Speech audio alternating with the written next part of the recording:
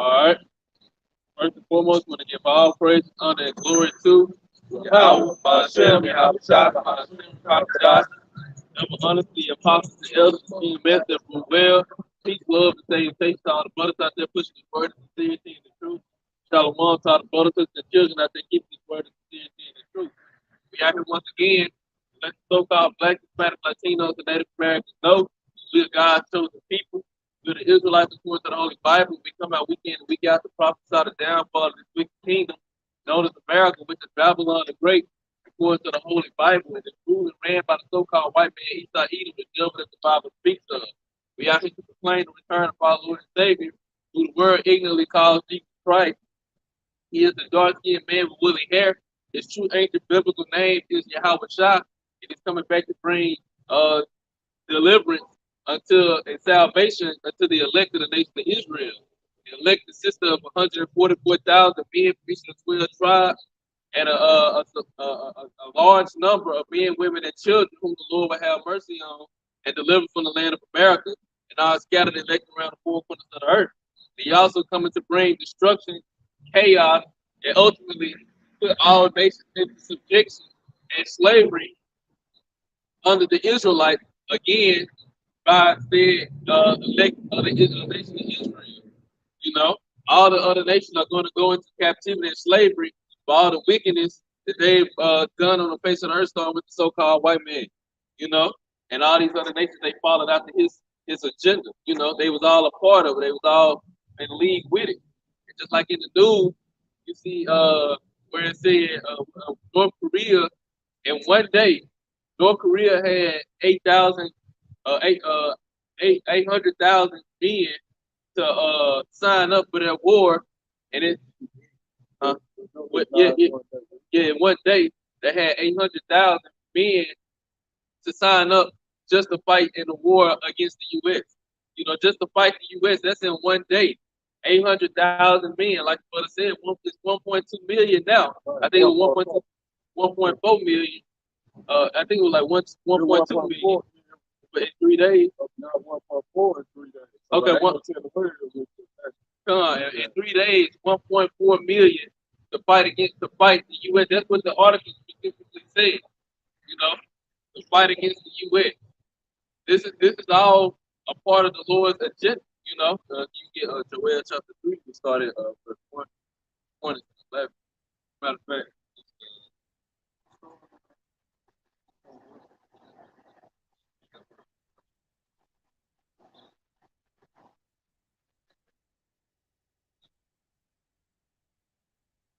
Yeah, no, you start.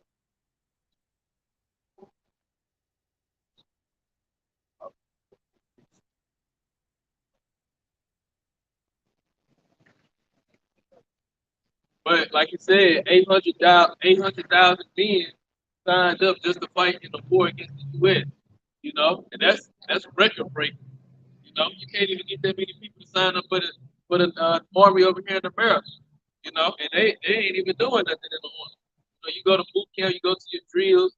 You know, but you're not really going over and fighting no war right now. You're not really mentally preparing yourself to go fight any of these other nations. You know, when our people talk about going to the army, they don't have in their mind, I'm ready for a war to kick off. I'm ready for a battle against these other nations to prove that we're the best country. They don't have that in mind.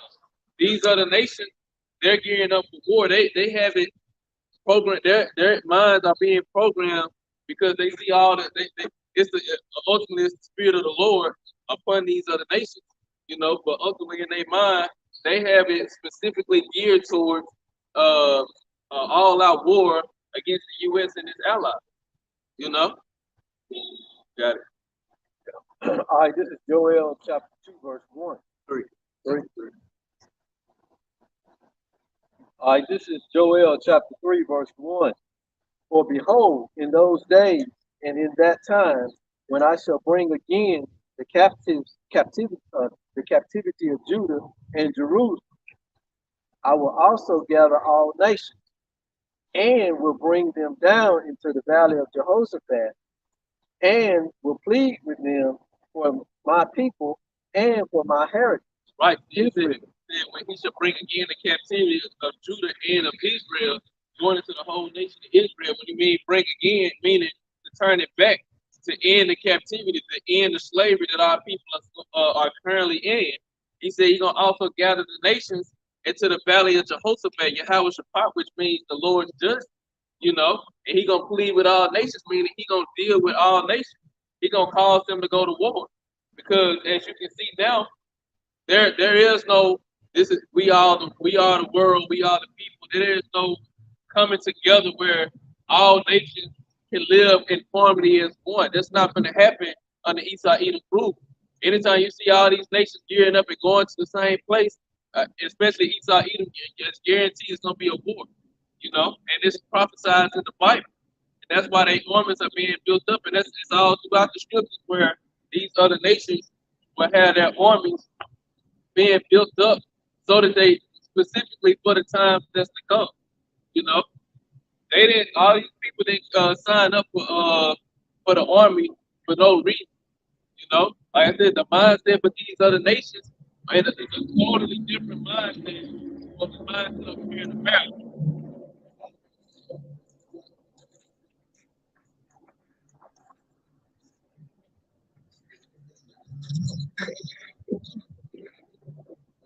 All right. And will plead with them, therefore my people and for my heritage Israel. Right. See, this is why the Lord is doing it. He said he's going to plead for his people and for his heritage, meaning I'm doing this for the people of Israel because of everything, all the oppression and what they're suffering, what they have been going through. And ultimately, he made a promise with our forefathers, so that promise has to be fulfilled. So that means the time of these other nations being in rulership or being over us has to come to an end. And this is the way the Lord is going to do it, because remember, Exodus chapter 15, verse 3, the Lord is a man of war. And how did each nation that was in rulership, how did they go down? You know, or how was they ultimately taken out of power so another nation can rise up into power? It's by the act of war. You know, whether it be in basically like in-house fighting, or whether it was other nations taking it down. But nevertheless, it was an act of war. You know, even like with Egypt, what the Lord was doing, those plagues that the Lord was doing to the nation of Egypt, that was the Lord making war with the Egyptians, you know, pleading for his people, for the nation of Israel. And then he destroyed them. He wiped them out. You know, it was a one-sided battle. But then you got the ancient Babylonian, you know, the Assyrian Babylonian captivity. They was taken down by the Medo-Persian. Medo-Persian was taken down by the Greeks. The Greeks and the Romans, which were Edomites, they was together, and they was ultimately destroyed, you know, taken down. They came back into power. And now it's going to be taken out of power, you know, through America. Now it's going to be taken out of power again through the act of war.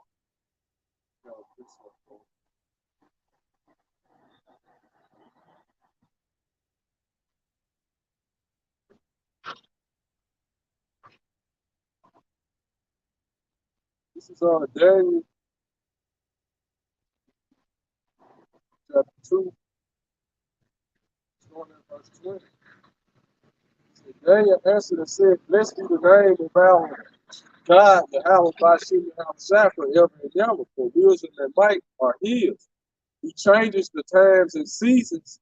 He removeth kings and set it up kings. Right, he removeth kings, the kings, the plural word, well, the plural for kingdom, that's what it's going into. He removed the kingdom and set up kings. So the Lord take one nation out of power and put another nation in power, in rulership of the whole earth. So they have all dominion. And right now, the so-called white man is the one that has all dominion over the earth right now. And that's why you see his power losing, failing, because now it's time for him to come out of rulership.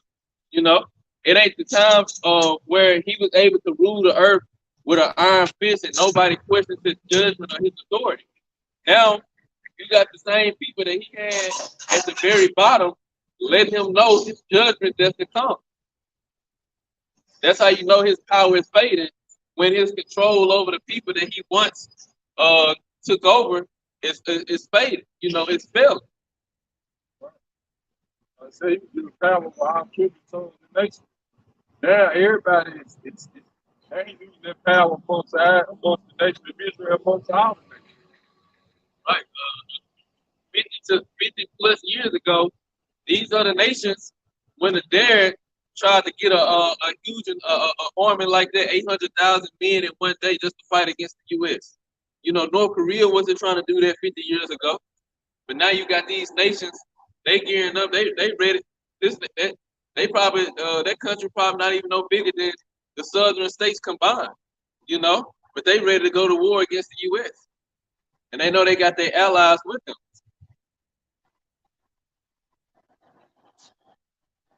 He giveth wisdom unto the wise and knowledge to them that don't understand. That's it, bro. I got something.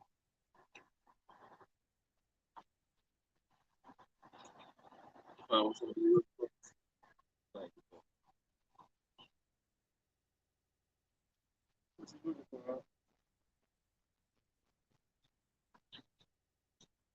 So, like I'm saying, this so-called white man is losing his power and his grip over the earth. It's slowly, not even slowly. It's speedily coming out of his grasp. Because just like we coming out here, the prophets are coming out prophesying to these other nations. They seeing that, they hearing that. That's encouraging them.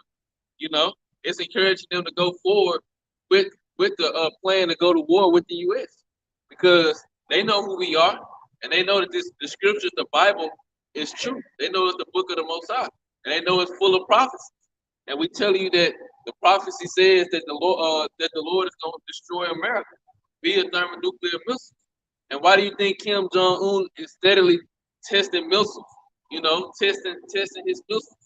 You know, why do you even think he's spending money to test missiles?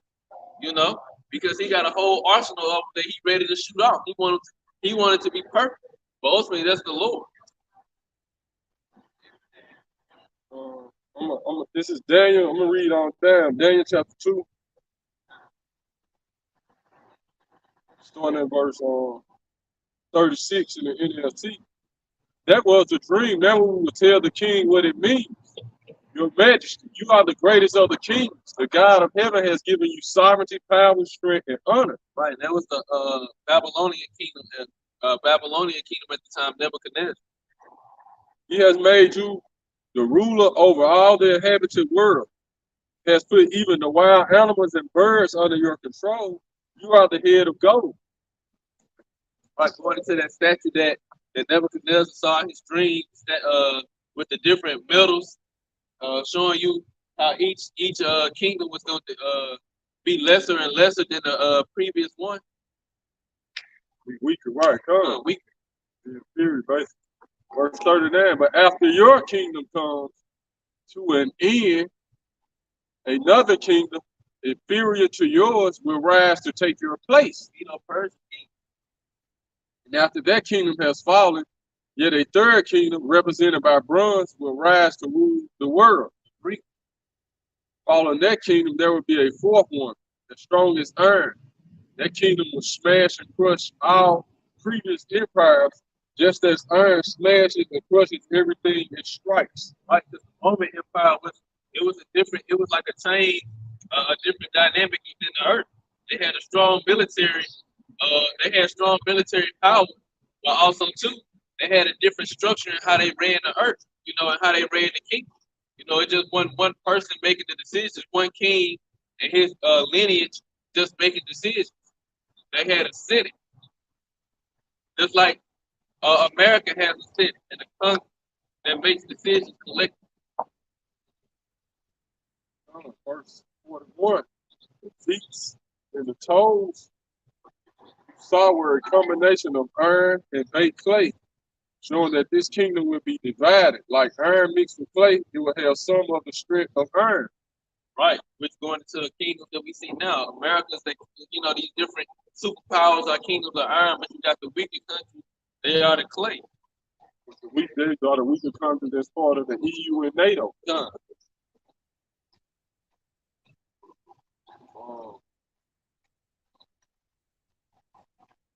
Verse 42, but while some parts of it would be as strong as iron, other parts would be as weak as clay. This mixture of iron and clay also showed that these kingdoms would try to strengthen themselves by forming alliances with each other uh, through intermarriage, but they would not hold together just as iron and clay do not mix. Right. But like the brother was saying, it's going into the strongest kingdoms of the EU, which is like America and Great Britain, you know, and France. Then you had the weaker nations that's part of NATO, like Greece, Italy, and Spain, you know, Portugal, all the weaker nations over there. They still is a part of the EU and NATO, but they're as weak as clay. Like you said, they're not gonna mix.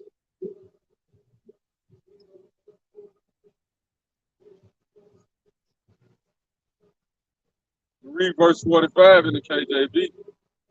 For as much as thou sawest that the stone was cut out of the mountain without hands, and that it break in pieces the iron, the brass, the clay, the silver, and the gold, the great power Yahweh Bashim Yahweh Shai has made known to the king what should come to pass hereafter, and the dream is certain and the interpretation thereof sure.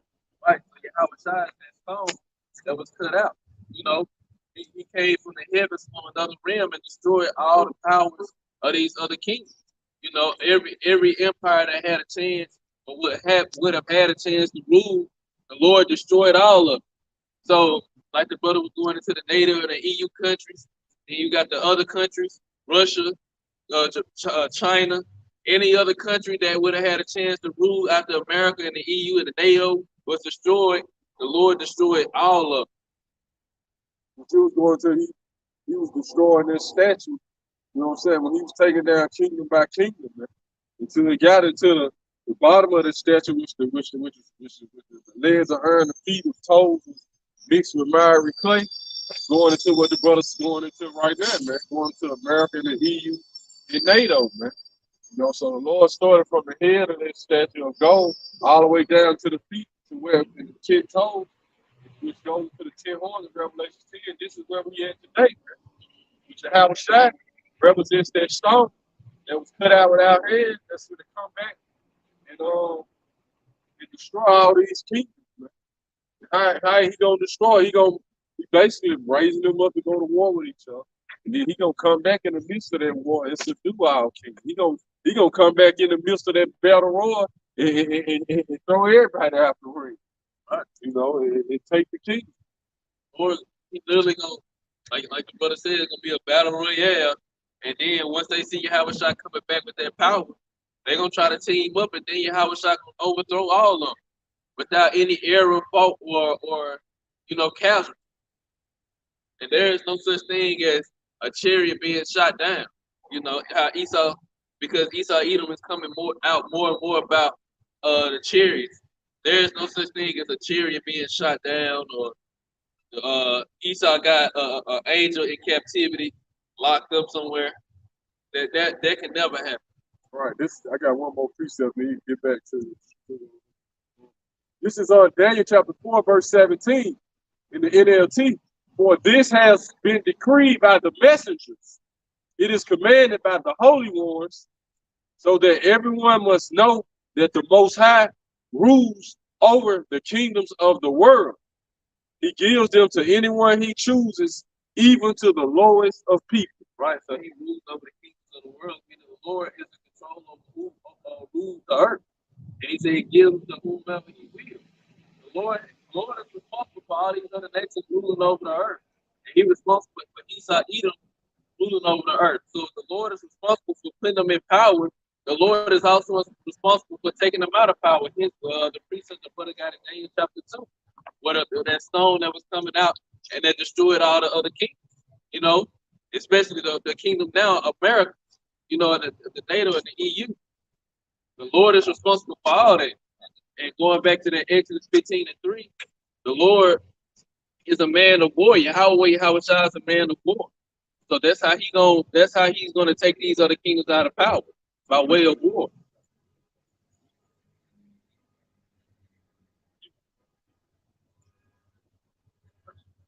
Which goes back to that perpetual hate that Esau has had over his brother Jacob since the beginning. and really going back to Cain, you know, and Abel.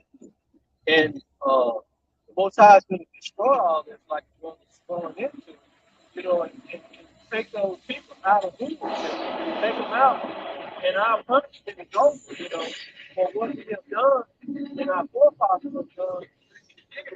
Which I got a precept here. This song is 140. Let this time pass by.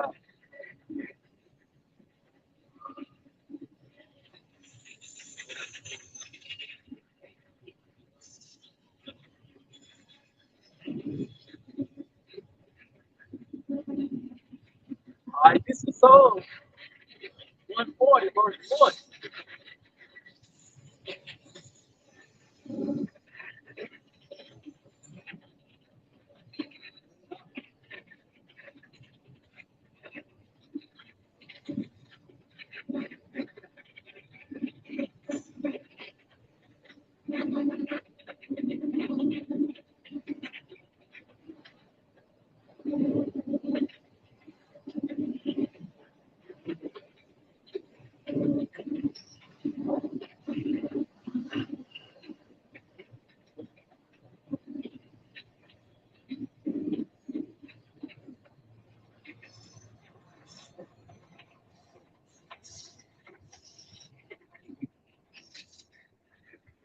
All right, all right, this is Psalm 140. The Psalms of David. It said, deliver me, O Yahweh, Bashir Shai, from the evil man, preserve me from the violent man. Evil and violent man is talking about the so-called white man. He thought he Which imagine mischief in their heart. Continually are they gathered together for war. That was his blessing. You know, Esau's blessing was the sword, man. Like you gonna say, you going back into Cain, man. Cain killed Abel. You know, Cain goes back into dagger or weapon. Man.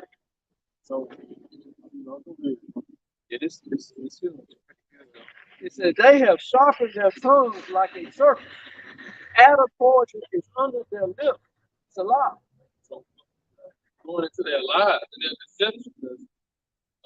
Also going back to what the brother said, which it goes, further than Cain, goes back to the serpent where it said the serpent was more subtle than any other beast of the field, meaning he was more conniving, more deceptive than any other nation. Born into the spirit of the so-called white man, Esau Edom.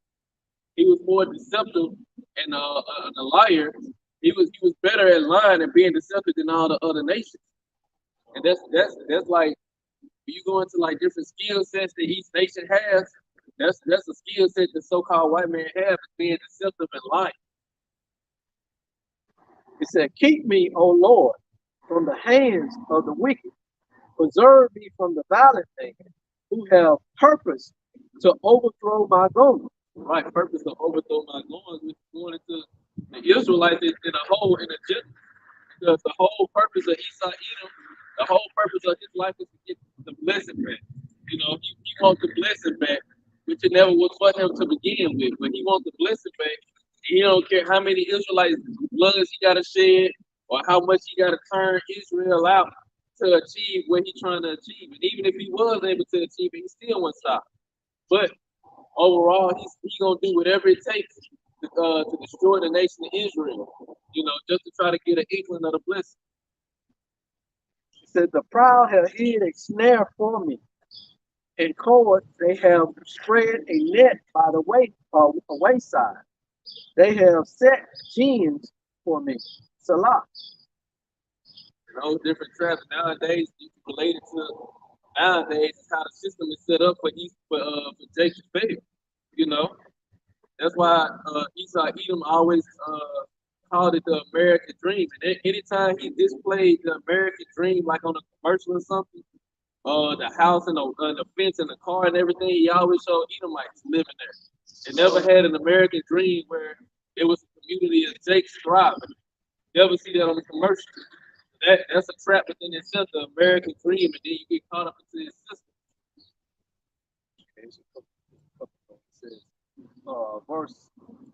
Verse 6.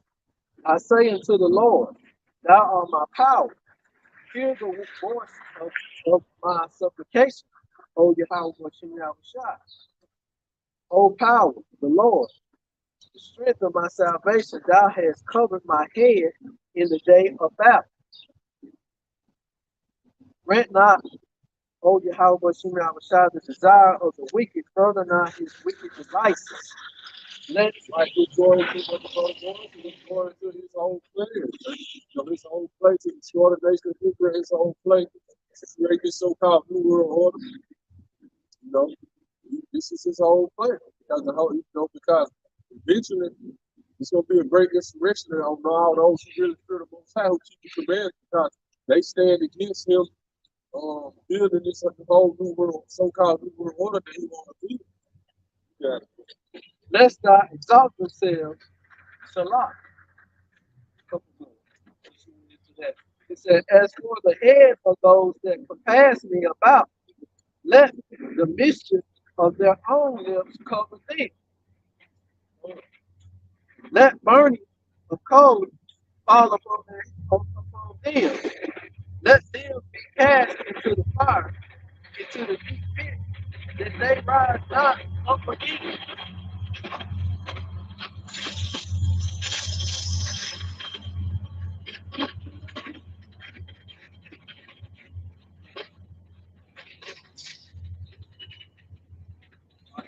Let not an evil speaker be established in the earth. Evil shall hunt the violent man to overthrow him. I know that the Lord will make the verse. Verse 10. Let burning coals fall upon them. Let them be cast into the fire, into deep pits, that they rise not up again. Right. And it just literally don't matter. It's what they say, I saw the false prophet in the view. They was cast into the lake of fire, man. When we go to the Roman Catholic Church, the feast they don't eat, which is the so-called white man. They go to a feast keep savage man. Created this whole feast system. Let not an evil speaker be established in the earth. See, because he saw through his legislation, he passed all these laws, he got laws passed to where they gonna say where to hinder the Israelites, but he got laws passed to try to stop this truth from coming out. Our really truth is considered hate speech in this time. Keeping these laws, statutes, and commandments because it goes against your alphabet community, all these different things he want to create. It's considered hate speech. Man. Yeah. Evil shall hunt the violent man to overthrow him. Right. Which goes into what you're saying from the law of legislation. To keep us from keeping our own laws and statutes of the Most High. That's a hinder to us, and it's going out to overthrow us. From doing what the Most High asks us to do. Verse 12, it says, I know that the Lord will maintain the cause of the afflicted. So the Lord gonna maintain our cause, man. So it don't matter what everything he saw his system set up. Eventually, the Lord is gonna say he gonna cleanse our blood, which he haven't cleansed. Boy, he gonna hear that. Which he gonna justify. He gonna plead our cause. More back in that Joel chapter 3. And the right of the poor. And the right of the poor. Go ahead. Surely the righteous shall give thanks unto thy holy name, Yahweh Hashem Yahushua. The upright shall dwell in thy presence. The upright shall dwell in thy presence, going into the nation of Israel, but right now it's the elect, because the elect are they dwelling in the presence of the Lord right now. Via His word, that's the presence of Yahweh, and it's gonna continue on into the time of Jacob's trouble. All right, back in Joel 3. I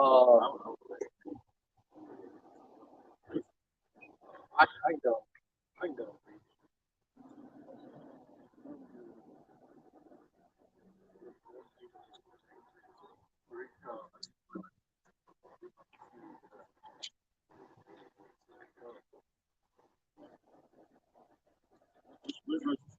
I stopped at verse. No, I didn't. I didn't finish. I didn't finish verse 2. Let's go from the top. Yeah. Let me do 1 and 2, and then I want to read 2 of the NLT, and then we can pick up. All right. This is Joel 3 and 1. For behold, in those days and in that time, when I shall bring again the captivity of Judah and Jerusalem, I will also gather all nations and will bring them down in the valley of Jehoshaphat, and will plead with them for my people and for my heritage Israel. Right. People experience this, and then the Lord plainly let you know who He's doing this for. He said for His people Israel. The Lord ain't doing this for these those fake Jews in the land. They just had something. I think they said they the biggest or the gayest or something. It's something like that. Yeah, come, Yeah, come. Pink City. They call it Pink City. They, I think they said somebody in the world or something like Yeah, that. whom they have scattered among the nations and parted my land. Right, and then it says scattered among the nations and part of His land. So you got the 12 tribes scattered across the 4 corners of the earth. You know, and it ain't just black people; it's both northern and southern kingdom. You know, that's something our people got to get out of, thinking it's just black people that the Lord is here for. The Lord ain't concerned with them. The Lord not even coming for black people. The Lord coming for His Israelites. You know, and that's the southern and the northern kingdom. This is who the Lord is doing all this for. The Lord is causing all this controversy, this turmoil on the earth, and ultimately all this tension between the nations, which is leading up to the Third World War and the final World War for the nation of Israel, which it starts with the elect. I'm going to read that in the NLT. And then I'm going to read 3 in the NLT. It said, I will gather the armies of the world into the valley of Jehoshaphat. I will judge them for harming my people, my special possession, for scattering my people among nations, and for dividing up my land. Right, so you said harming His people. What did the Lord say? He said, He that touches the apple of His eye. Meaning, He that touches the nation of Israel, He touching the Lord's presence possession. It's like that's the thing that the Lord holds most dear to Him. The most important thing to you, how about you know, and this is ironically, or this is hilariously what Esau Edom is torturing on the earth. The Lord's possession. So the Lord is even gonna come, like the brother got in Daniel chapter 2, the Lord gonna come down here personally and handle these other nations. Started with Esau Edom. Well, chapter 3 and verse 3. And they have cast lots for my people, and have given a boy for a harlot, and sold a girl for wine, that they might drink. Right, and all nations took part into this. They doing a transatlantic slave trade. You know, every single last nation. You know, so-called Africans too. They were the main ones. You know, they took part in selling our people off, trading them off to Esau Edom, and Esau Edom trading them off to these other nations. The Lord is going into why He's going into why He's going to destroy all these other nations, and He's going to use their own army to destroy themselves.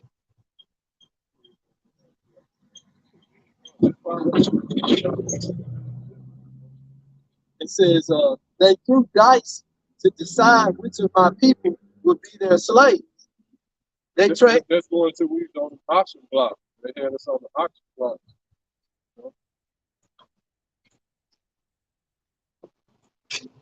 Right. You did see the slave trade is actually recorded in the Bible, man. Old Testament prophecy, man. You know, show you that this is the word of the Heavenly Father, man. You know, so some people be like, well, the slave master gave the slave the Bible. Well, the Bible he gave them didn't have the Old Testament in there, okay? They didn't have these scriptures in there that we read right now. You know, and so it had 90% of the Old Testament one in there was called the slave Bible. So our people don't know what they're talking about. You know, it just had different scriptures he was manipulating, you know, to control our people. But even then, you had our people going to get the scriptures he took out and was reading and was getting to understand, you know, to show you in that movie Farewell Uncle Tom, man. You know, it show you in there. You know what I'm saying? And one of the first slaves, like the slave man showed us in Jackson, Mississippi, they started equate themselves as the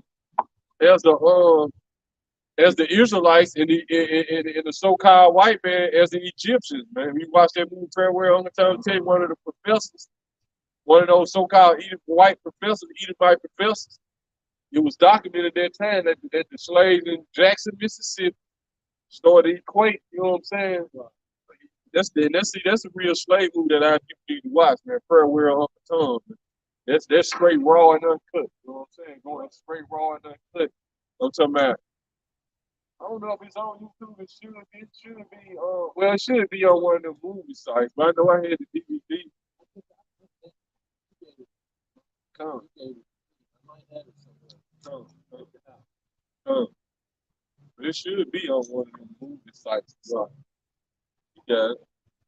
All right. They traded boys to obtain prostitutes and sold girls for enough wine to get drunk. When you go into the history, they actually done this, man. Those so-called Jews, they was in the land of Africa getting them so-called Africans, watered down rum for slaves. They would trade, you know what I'm saying, different weapons and harlots, even over here, because you know it was like a barter system going, man. Yeah, goodbye, Uncle Tom. I'll see about it. So Amazon Prime, right? Yeah. But you know, it probably be on one of them movie sites. You know what I'm saying? Like on Prime Stick or something. Yeah. Look at these Well, you get it, man. Get you up to date. Come on, Verse 4. Yea, and what have ye to do with me, O Tyre and Sidon? All right, so that's one of the different nations who took part in the slave trade. Who was in the land of Tyre and Sidon during this time when Joel was prophesying about this, man? You so-called Africans, man. You know, Tyre and Sidon, man. Go ahead. And all the coast of Palestine, All the coast of Palestine, which is going to you Philistine. will ye render me a recompense? So-called all you different tribes of the so-called Africans, man, that wasn't Israelites. Now, will you recompense? Render me a recompense? Cause this is who we were surrounded by. You know what I'm saying? At that time, you know, in Palestine, they go to them so-called Arabs too. You know, because they in that land of Palestine right now. You know, but it goes to the so-called Arabs because even during the time when Joseph was sold into slavery, guess who had the slave trade going at that time? The Midianites, but they was one of the, you know what I'm saying? They was like one of the tribes. They came from the lineage of the Israelites. Right? Like I said, when you render me a recompense, meaning you know, because the Lord going into all the stuff that all these other nations did to our people. Which I forget that book name going into the Arab slave show. How they had different harems with our women and stuff, but they was molesting the little boys and stuff. Forget the Arab slavery, Arabs. I forget the name of that book. If a brother know, put it up. You know, in the comments. That's true. I don't know if you know it. You know, hey, you have about Shimon Shabbat to the brothers on the comment board, true. Cuz, see, you know, go ahead. And if ye recompense me, swiftly and speedily will I return your recompense unto your own head.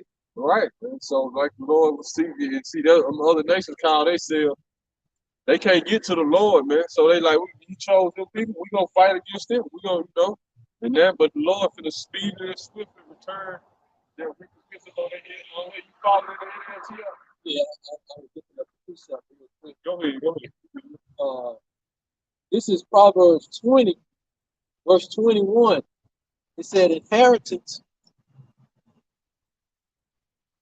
inheritance may be gotten hastily at the beginning, but the end thereof shall not be blessed.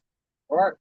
Say not thou, I will recompense evil, but wait on Yahweh Bashim Abishai, and he shall save thee. See, this is what Esau did, man. Jacob got that blessing. Esau wanted to recompense evil, man. You know what I'm saying? He what did he say? He went to begging for a blessing when Isaac blessed him. What did he say? The days of my father passing is at hand. When he passed away, I should murder my brother. I should murder my brother Jacob, man. He wanted that blessing, and that hatred grew, man. And it tell you, matter of fact, get that real quick. Jacob hated Esau because of the blessing.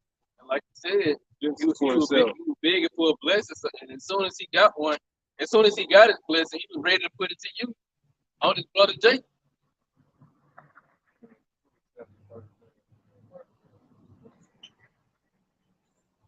Immediately.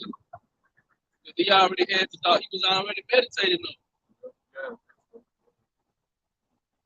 This is Genesis 27 and 37. And Isaac answered and said unto Esau, Behold, I have made him thy Lord, and all his brethren have I given to him for servant. Just imagine Esau, man.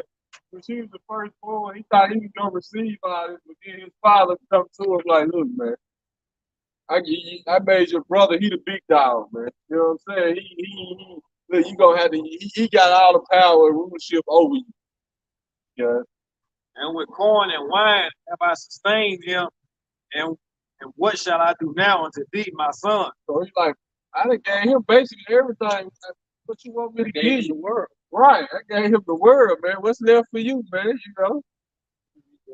It says, Isaac said to Esau, I made Jacob your master, and have declared that all his brothers will be his servants. Right. I have guaranteed him an abundance of grain and wine. This represents the wealth, man, the world, the resources of the world. What is left for me to give you, my son? There it goes, man. What is left for me to give you, my son? You know what I'm saying? Go ahead. That's why I say Esau wealth. That's what it's coming into. And Esau said unto his father, Hast thou but one blessing, my father? Right. Bless me, even me also, O my father. Esau lifted up his voice and wept. And Isaac his father answered and said unto him, Esau lifted up his voice and wept. So that's what Paul went. That's what the writer of Hebrews is going into, whether it was Paul or Barnabas, you know, when it was a man of the Lord who wrote it in Hebrews 12, when it said, he saw the careful material. There was no place of repentance that's found for him. That's what he's referring back to right here, because he despised his birthright. He didn't care about it anyway. But it wasn't. His spirit wasn't. It wasn't the golden whip anyway. Think about it, it's like Jacob and Esau, they were basically coming down, they got their judgment, you know. That's a judgment right there, you know. But for the Lord to bless you with everything, the whole earth, you got the whole earth, and you're gonna enjoy it for eternity. That's a blessing, you know. That's a judgment. The righteousness, you gotta be scared, because even though the blessing is more. This blessing is only temporary. Because when we get in our blessing, we ain't gonna have no more. We ain't gonna have no power no more. So he's gonna be in the kingdom without his blessing. He's gonna be just like the other nations. He's gonna be mirrored that work with other nations.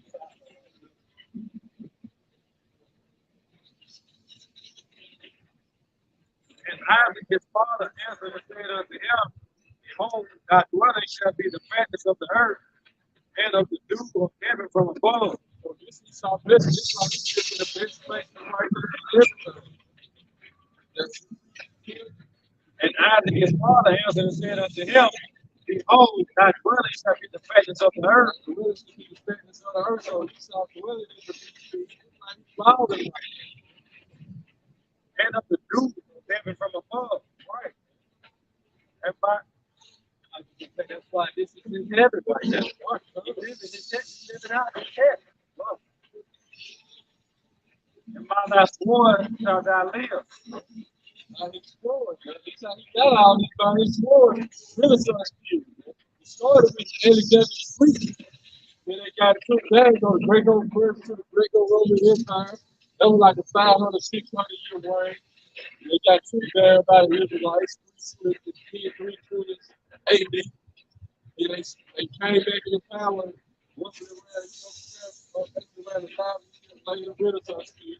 And they've been on another like 600-year reign. You saying they got it? They really got to do everything.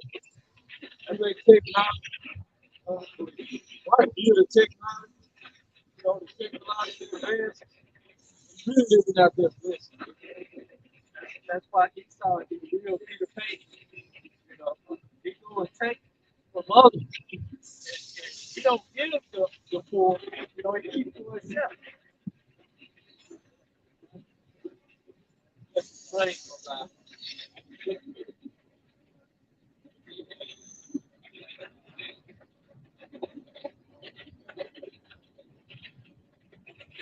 now. Yeah, that's why Esau is the real Peter Pan. You know, he takes from the poor, but he does, I mean takes from the rich, but he doesn't give it to the poor. He keeps it for himself. He hoards it for himself. You know, that's why the Most High got to bring it down. You know, because all his wicked devices, like the brother's going into, they're for his own development. And as we stated earlier in the beginning, you know, he want to be like the Most High, which the Most High told us that he said in Obadiah that he want to be as the Most High and sit above the cloud. You know, so he got to come down. He will come down. It's just a matter of the time on the Most High time that when he brings it down. And by thy sword shalt thou live, and shalt serve thy brother. And it shall come to pass when thou shalt have the dominion, that thou shalt break his yoke from off thy neck. And see, that go into Jacob would be Esau was first, and Jacob was the last. Esau was this kingdom is for Esau, and the last kingdom to come, which is for Jacob. Yeah, yeah. And Jacob is the world to come. So all we doing is living out that time. You know, everything's on the Most High time. You know, everything was playing out from the beginning. You know, when Yahweh Shah came, he had the blueprint that the Most High gave him from the beginning, and everything has to work its course.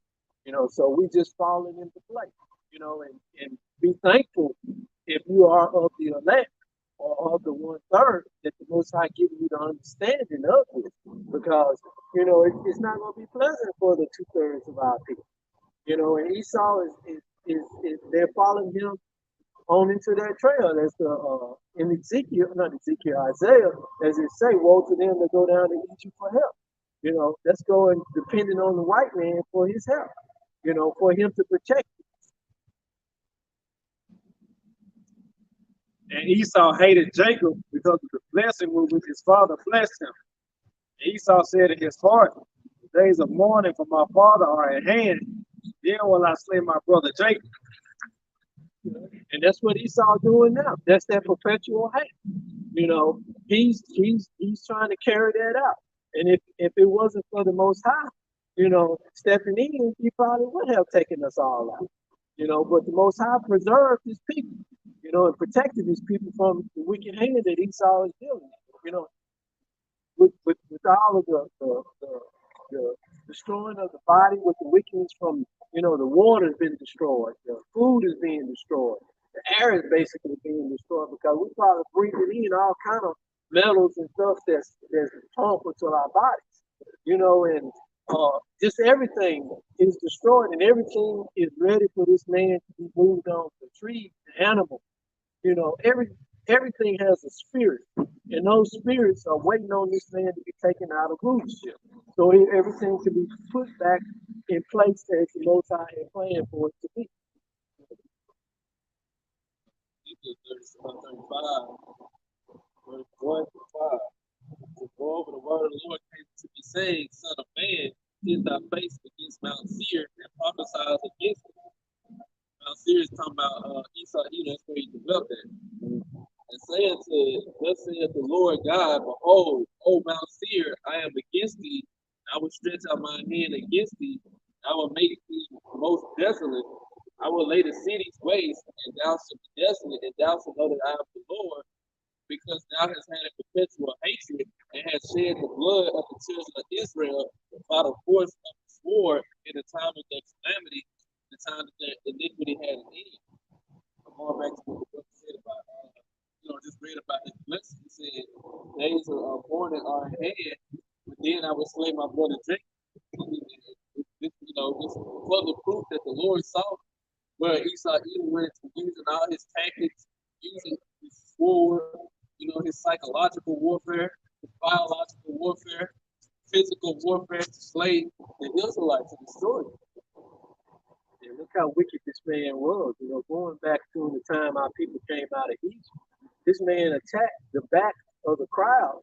Women and older people more likely because they couldn't walk as fast as the younger people, and he attacked them. The Amalek. So this man is evil. He got to be taken out. And he's steady. He's steady. Go ahead. Go ahead. He do it today. Right. You know what I'm saying? His prayer is the old, the children, you know what I'm saying? He's still praying to annihilate him. Same purpose. It shows you his slavery. We had mercy on the old one, y'all. We had a piece of back in the day. Baby couldn't be no more than 2, 3 years old. After in the coffee, with the cock sack on his back, keep it cotton. He was so distressed. Child, so got kids, let child run no more than 3. 3 at the most, man. But it showed with the sack on his back in the cotton field. Look at this nigga so distressed, bro. Oh, I got a precept when he said, the Most High will agree to keep us out. This is Matthew chapter 24, sort of verse 41, NLT. But there will be great anguish in at any time since the world began, and it will never be so great again. In fact, unless the time of calamity is shortened, not a single person will survive. But it will be short for the sake of the Most High's chosen ones. So the Most High, he shortened the time because this man ready to push the button, but the Most High is what's holding him back. It's not the time for that yet. The Most High want other things and more of the elect to wake up, and come into his righteousness. But if Esau had his choice, he would have probably pushed the button years ago. And just started that world war because that he feel like he's safe because he got underground bunkers and can live underground for years. So he feel like if everything's on the earth is destroyed, we good. We can make it. That's why the Most High said, when he sit down at his table to eat, then sudden calamity is gonna strike. It's gonna happen. Come. When he got to get full and satisfied, bumping it all up, man. He's like to see gonna be back there. It's gonna be like, damn, man, I got it. I ain't ate nothing. That's what I feel like when he loses the power. It's like Right. He never was in power to begin with. Sure. Like I was saying earlier, he's gonna lose not only just his rulership and his authority, he's gonna lose his blessing too. He ain't gonna be in the kingdom coming up with ways to make a type of spiritual dagger or something stab the elect with, stab the nation of Israel with or nothing. He's gonna lose all access to his power to his blessing. He's gonna be just like the other heathens without a special blessing from the Lord. But the only difference is the way to Esau's body is it lacks melanin, so literally nature itself is against him.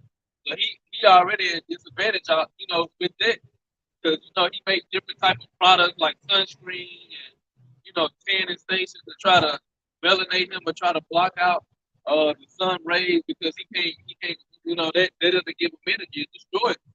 So going into the kingdom, he's gonna lose his blessing and he's gonna lose access to all those other things that he created in order to give him some type of fighting chance to be some type of superior nation. He gonna literally be the lowest nation on the face. He already the lowest nation on the face of the earth, but it's gonna benefit when Yahweh Shah takes him out of that power.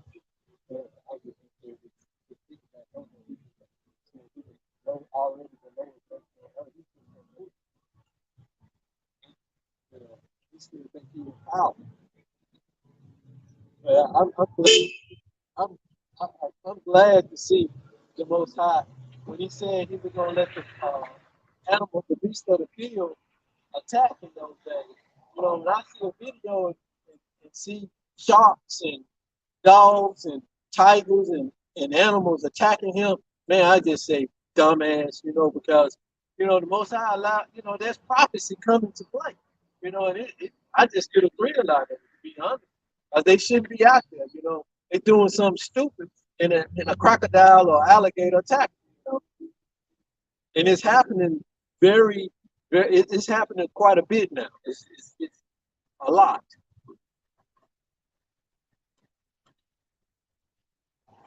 And these words of Esau, her elder son, were told to Rebekah. And she sent and called Jacob, her younger son, and said unto him, Behold, thy brother Esau is touching thee, thus comfort himself, purposing to kill thee. Stop it right there. Right. So that's the end of the verse. Right. So there you go, man. This is Esau perfect. You know, you know, like the scripture said, even when they were born, said two rivals are in that relationship be separated from that. Relationship be separated. The NLT said two neighbors should be separated from that vibe, and they should be rivals from the very beginning. You know? It's like a rivalry that's gonna never end until one of them defeats the other. They can go defeat themselves. It's gonna be going through that, pulling them out of the leadership. You know? Julian 3. Yeah, that was yeah, you got it. So we are 3 and 5. Because ye have taken my, I'm going to read verse 4 again. Yea, and what have ye to do with me, O Tyre and Zidon, and all the coast of Palestine? Will ye render me a recompense? And if ye recompense me, swiftly and speedily will I return your recompense unto your own head. Like I was saying earlier, the so-called Africans and Arabs took part in the slave trade. Here go the pictures of the Arabs right here. You know, dressing the way they dress. You know, with the, you know what I'm saying, with the garments and stuff. You know, it show you right here. The Arabs had us in slavery too. I forget the name of that book, man. It's slavery, Arabs in slavery. Yeah. Because ye have taken my silver and my gold, and have carried into your temple my goodly pleasant things. The children also of Judah and the children of Jerusalem have you sold unto the Grecians, that ye might remove them far from their borders.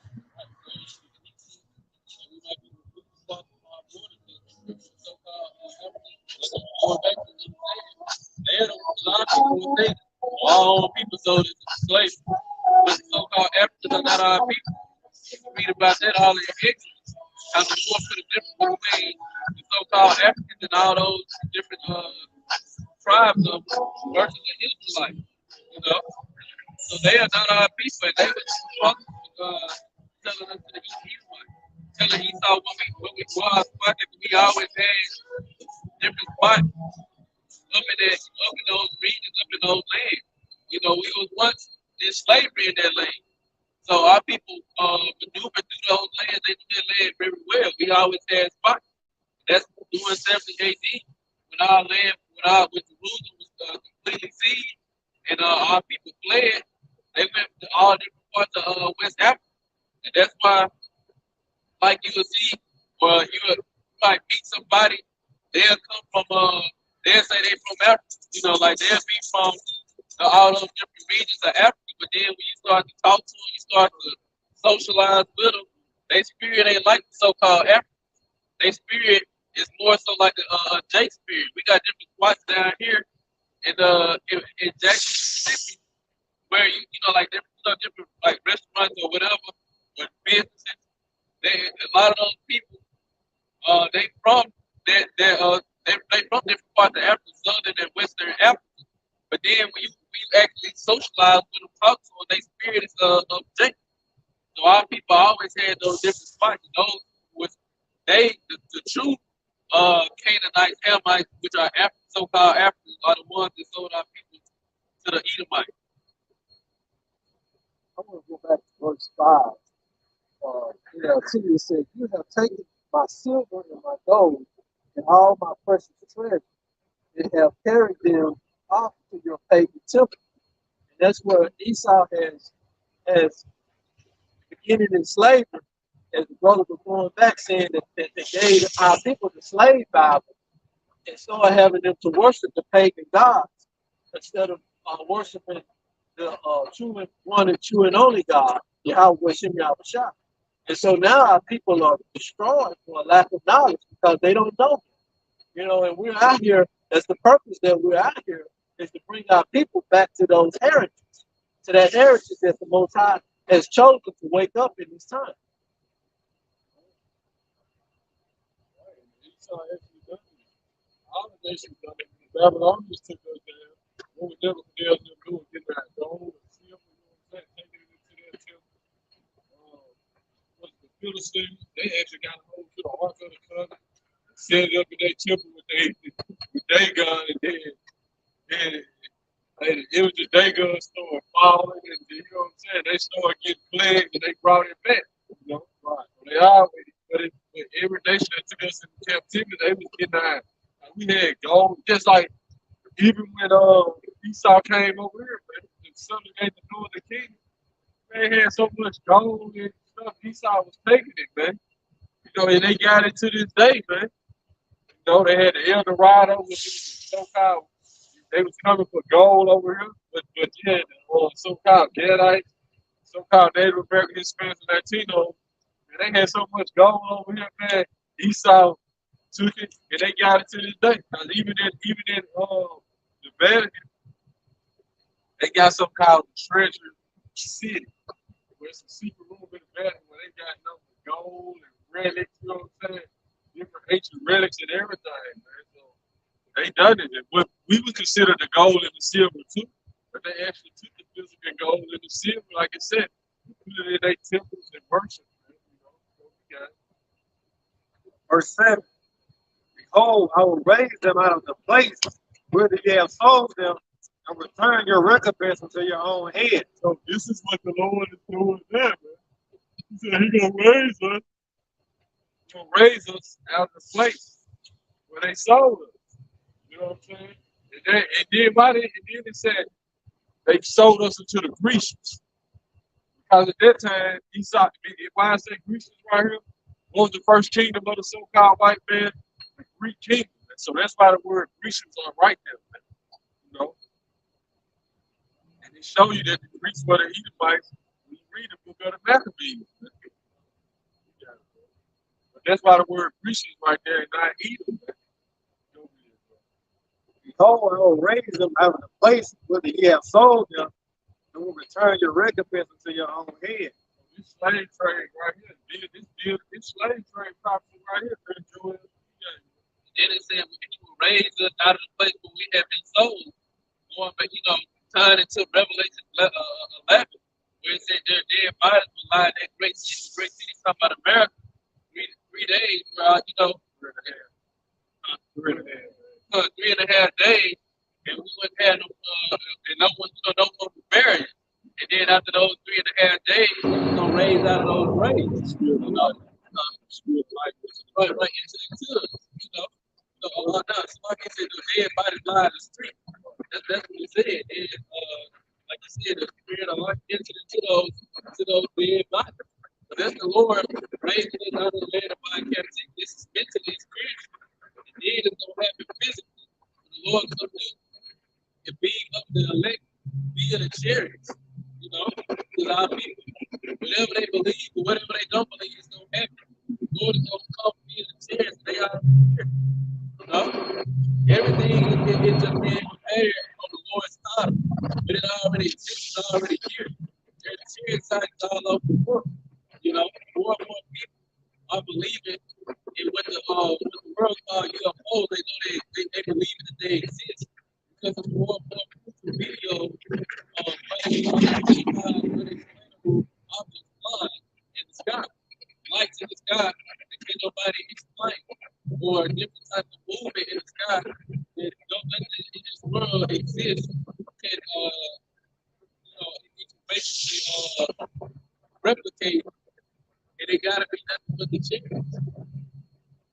So that's the Lord raising us out of these, out of our land of our captivity. There's gonna be physical chickens.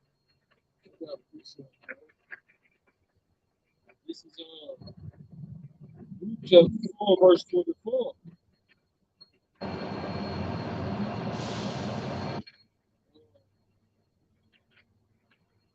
I'm starting at verse 22. At verse 21, Salaki. Be of good cheer, O my children. Cry out to the Lord, and he shall deliver you from the power and hands of the enemies. Right? Deliver us from the power and the hands of the enemies. Kids to this day don't realize who the enemies are. The enemies are these other nations. It just starts with so-called white man. Another thing our people are saying, so-called white man is the enemy. And that's right. But it ain't just so-called white man, it's all these other nations. They all the leaders.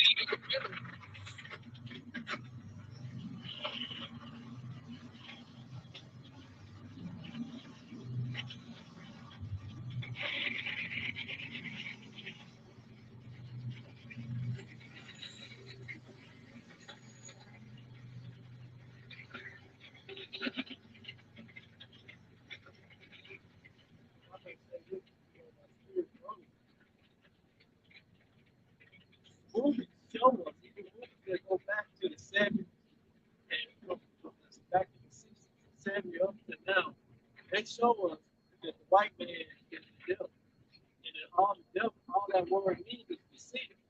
And it shows you because they call it that in these movies. They even call themselves that among themselves in these movies. So when we say that, we're not being hateful. We're just repeating what the scripture tells us, as well as what's known from a lot of our people. They the wicked. Luke 4:22. For my hope is in the everlasting, and he will save you, and joy is come unto me from the Holy One, because of the mercy which is soon come unto you from the everlasting our Savior. For I sent you out with mourning and weeping, but the Most High will give you to me again with joy and gladness forever. Right? So we're going to go back to we think that about that more than we can just go on vacation away from the land of Jerusalem. We're going to come back later. That wasn't on vacation.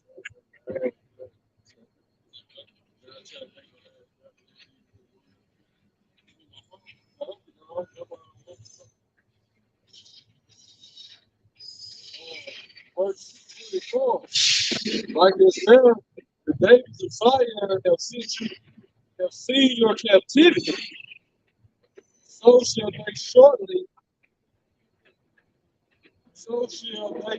shortly your salvation from our power.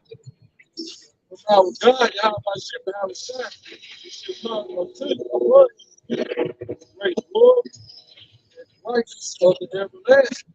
Right? So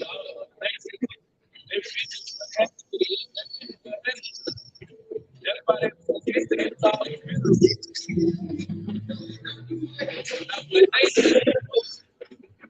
now when they said tried to come up against the so-called white man, against the other nations that were better with them, they go to war over what they were doing to doing slavery. Just like we can pull up the picture of slavery, other nations pull it up too. No nation rising up, raising up, saying this is for the Israelites. Once again, like I said, it ain't just black people. None of them are saying this is for the Israelites. But the Lord, the Lord ain't looking for other nations to do it, but the Lord is looking for justice for the Israelites, starting with the elect. And that starts with the Lord before the elect. Because if you like, if you're a friend of somebody, your friend is speak on, and you find out about it, first thing you want to do is go to all the people that are speaking on, and you're going to do something about it, you're going to do something too, or your little brother, your sister, whoever it gets to be. They just go with that, your little brother. You're going to go and do whatever you need to do to better that people. everybody else. It's almost like they come to me, like, okay,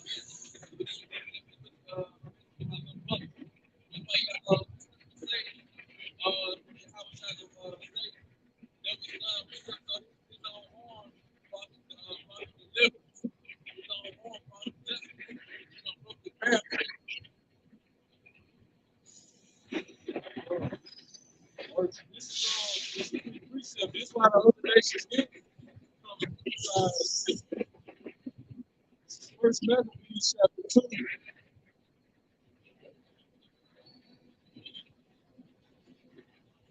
Let's go get to the point. This one in verse 8. Her temple is become as a man without glory. Her glorious vessels are carried away into captivity. For infants are slain in the streets. For young men with the sword of the enemy. This is the point. What nation have not had part in her kingdom and gotten of her spoil? right, what nation haven't had part in destroying the Israelites? Huh? So, right. So, our nations took part. They taking us down. This is why they weren't going to come into them. You go into Revelation 11, what the brother was going into.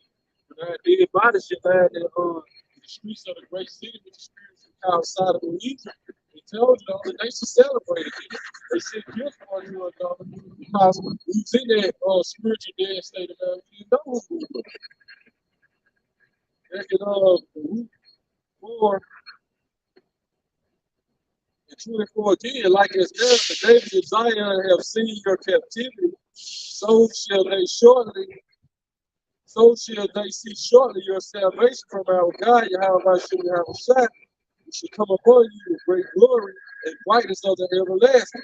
My children, suffer patiently the wrath that is come upon you from the Most High. For thy enemy has persecuted thee, but shortly thou shalt see his destruction and shall tread upon his neck. Right, over, bro. Surely should thou see his destruction and tread upon his neck. Surely suffer patiently the wrath that is come upon you. So we patiently waiting on the Lord and doing all these things. Because the Lord knows how impatient we can get. You know, we know we can get impatient. So that's why it's all throughout the scripture to wait on the Lord and suffer patiently. Verse 26, my delicate ones have gone rough ways and were taken away as a flock caught of the enemies. Be of good cheer, O my children, and cry unto the Most High, Yahweh Shem Yahweh. For ye should be remembered of him that brought these things upon you. Right, and we are remembered of him. That's why we have this word right now. The Lord, remember, he never forgot us. But it seems like the Lord has remembered us now because we remember him. Because we forgot him at one point. But to us, it seems like the Lord remembered us. He's finally doing something about our condition. Because we now understand why we're in this condition and what it takes to get out of this condition.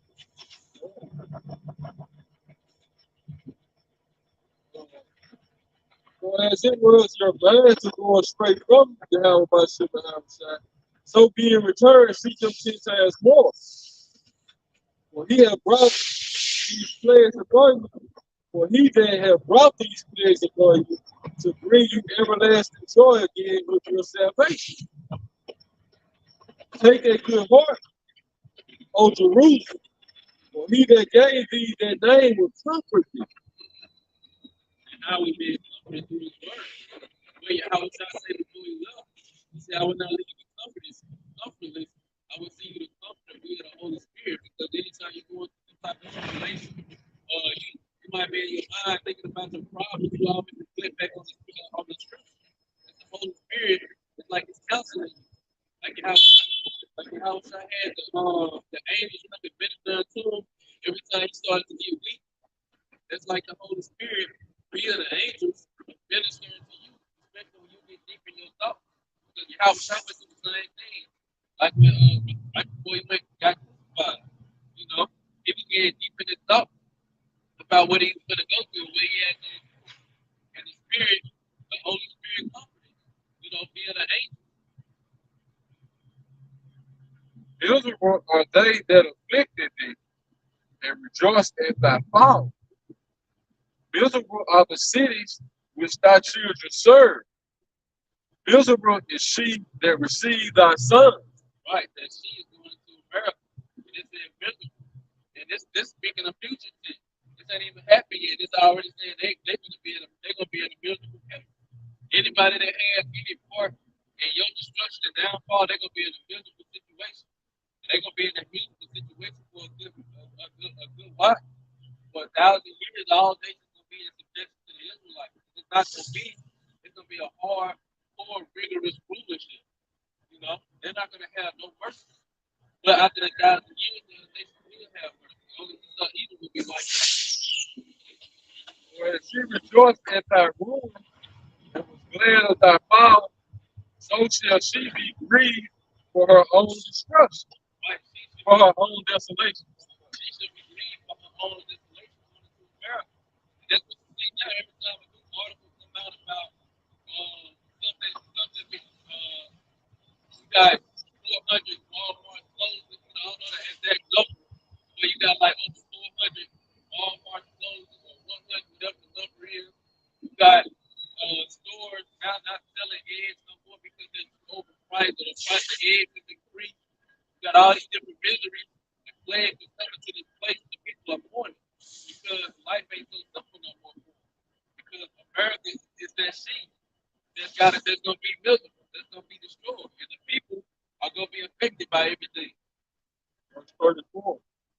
I will take away the rejoicing of her great multitude, and her cry shall be turned into mourning. Right. And fire shall come upon her from the everlasting, long to endure, and she shall be inhabited of devils for a great time. Right. Leading all the way back to the beginning topic, which is the war. It says she shall be burned with that fire to turn into nuclear missile. Going back to why all these other countries are gearing up for war. Why you got North Korea and one day had 800,000 men to sign up for the army. And they said specifically to fight the U.S. You know, they ain't doing that in no other country.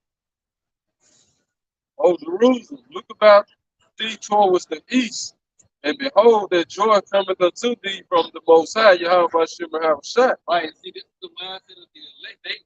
They looking about towards the east. They ready to go back home. They in the mindset of, okay, Yahweh Shai is coming back. That's where everything is going to kick off at. You know, this is where we belong in towards the east. But see, a lot of 2/3 of our people, they ain't concerned with none of that. You know, they probably haven't even heard about what's going on. And even if they did, they ain't concerned. Like anybody in their right mind would see that as a threat. That's got to be like alarming to them. That you have what you said 1.4 million being ready to sign it up, ready to fight against the U.S. Because they'll say, "Oh, North Korea is a small country. We'll wipe them off the map." But what about the allies? What about the people in league with them? North Korea got them. None. They go, That's how they do it. that's how they take. Yeah, that's what I was gonna say. They the nukes. They didn't have to have a 100 something, 1.4 million. They can just shoot 2 nukes over here. That's balance everything out right there. The balance. Right. Might go on a vacation up north and then they shoot one off. Then what? Verse 37. Lo, thy sons come, whom thou sentest away. They coming gathered together from the east to the west by the word of the Holy One, rejoicing in the glory of Yahweh Hashem Yahweh. Right. That's right now, and it's gonna be physical. So we coming together to be the Holy Spirit from the east and to the west, wherever our people scattered, brother the elect scattered. Be the word, and then it's gonna be the physical gathering together. When Yahweh Shai gathered us from all 4 corners of the earth, and we go to that crowning ceremony. When the Lord is gonna be putting crowns on each of the elect brother head. You know, the 144,000.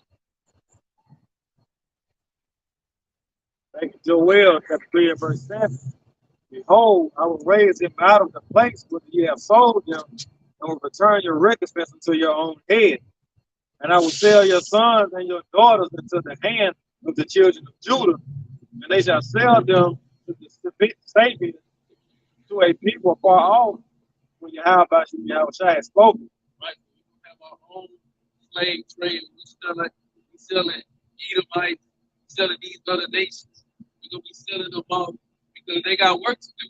You know, you getting ready to destroy the earth, and then you're gonna have to clean it up. You know, you're getting ready to destroy your power structure and everything that you built for yourself, and then right after you destroyed it, you're gonna have to come back and clean it up. And then you're gonna have to build up our kingdom in the process.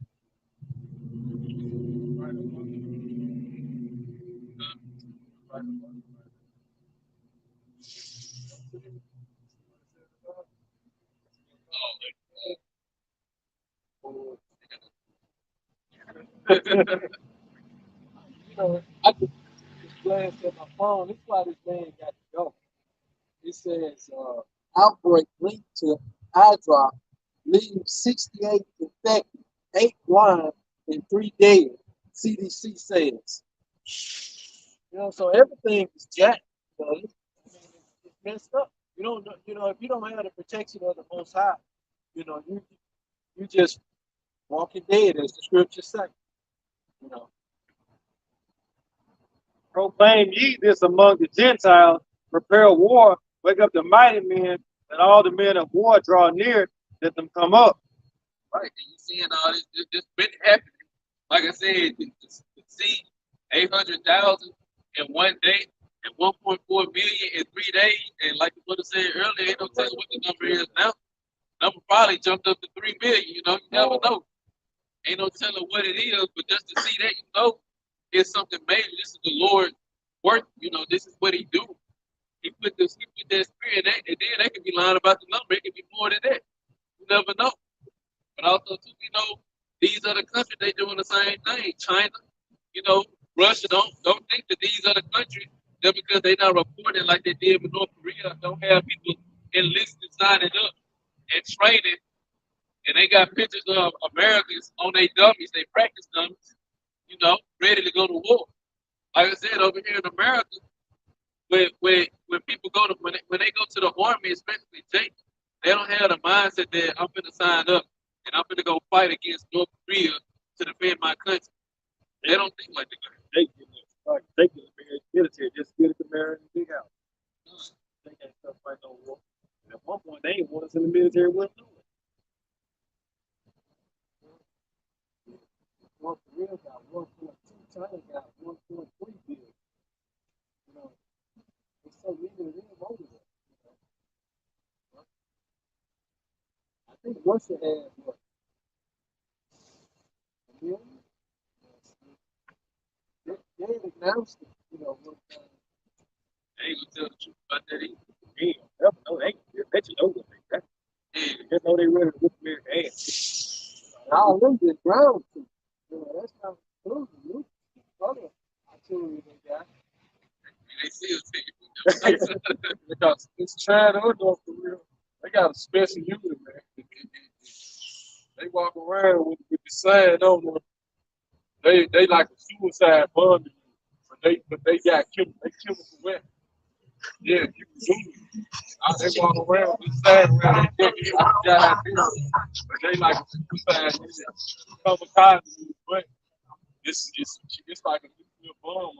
You know what I'm saying? Like it's a chemical weapon. You know? Yeah, so they ready to go all out. And they tell you how many they already got within the U.S. border. Huh? Right. They here. Right. Sneaker sales. Because they own like a lot of the ports. Like China own most of the ports in California. On the West Coast, man. They've been saying they be all those guys be bringing different products in on those ports and ships. And a lot of them sold in disguise with regular workers. You know what I'm saying? They just fly to people. And I see that I had a vision one day, man. It was like a dream, but it was a vision, man. Them jokers just a paratrooper, boy. I was somewhere and we were like a picnic or something going on. And I'm turned this way. I saw the people looking at it. And I looked back, boy, them jokers just were coming out. Joe just parachuting out of the sky. Gravity, hey, they're grabbing any other American citizen up, boy. Oh, I'm talking about everything that's here. The red dot there, yeah, the red dot. So, yeah. Verse 10. Beat your plowshares into swords and your pruning hooks into spears. Let the weak say I am strong. So this, Yeah. So this is what the other nations been doing, man. You know, they know the process of working and I was going to the plowshares and the food, the agriculture, of how you build up a nation. You know what I'm saying? Without this, you can't build anything. So they been using all their resources basically to build up their military. Like, you know, so like, even America, they're still like, yeah, America spent more than anybody. Yeah, they budget for their military more than all other nations put together. Yeah, now you got, I don't know the number, but just adding what you're saying, they whole budget for military, spend it on their military more than every nation on the earth combined together on what they spend. And it's been like 1 billion on the military. And you got farmers out here out of work because they can't produce no crop because they destroying everything. You saw destroying everything. They producing more GMOs than organic. Then they spend 2 million, on military. That's how you. That's one of how you know who gets out eating because he don't know how to properly run a kid. You know, people investing into this. That's how you design. You know, like I said, 2 million into a equipment program that is psychological, biological, chemical warfare, and then of course the physical, weaponry, and then people have stations where people can't even eat, grocery stores out of food. was a video I made on Facebook. One of them in the interview, he said, in the military, that's some of the worst healthcare you can get. They like a shape place. They had like you would think them being in the military, they had like the best medicine and everything. So they can have like ibuprofen.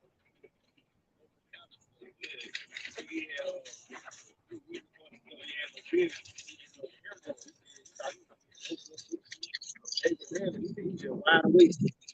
They medicated. They said it. You look at the whole setup of everything. America is a corporation. Russia is a corporation. China is a corporation. All the countries are basically corporations that make up the enterprise for the 1%, which is Esau and his family.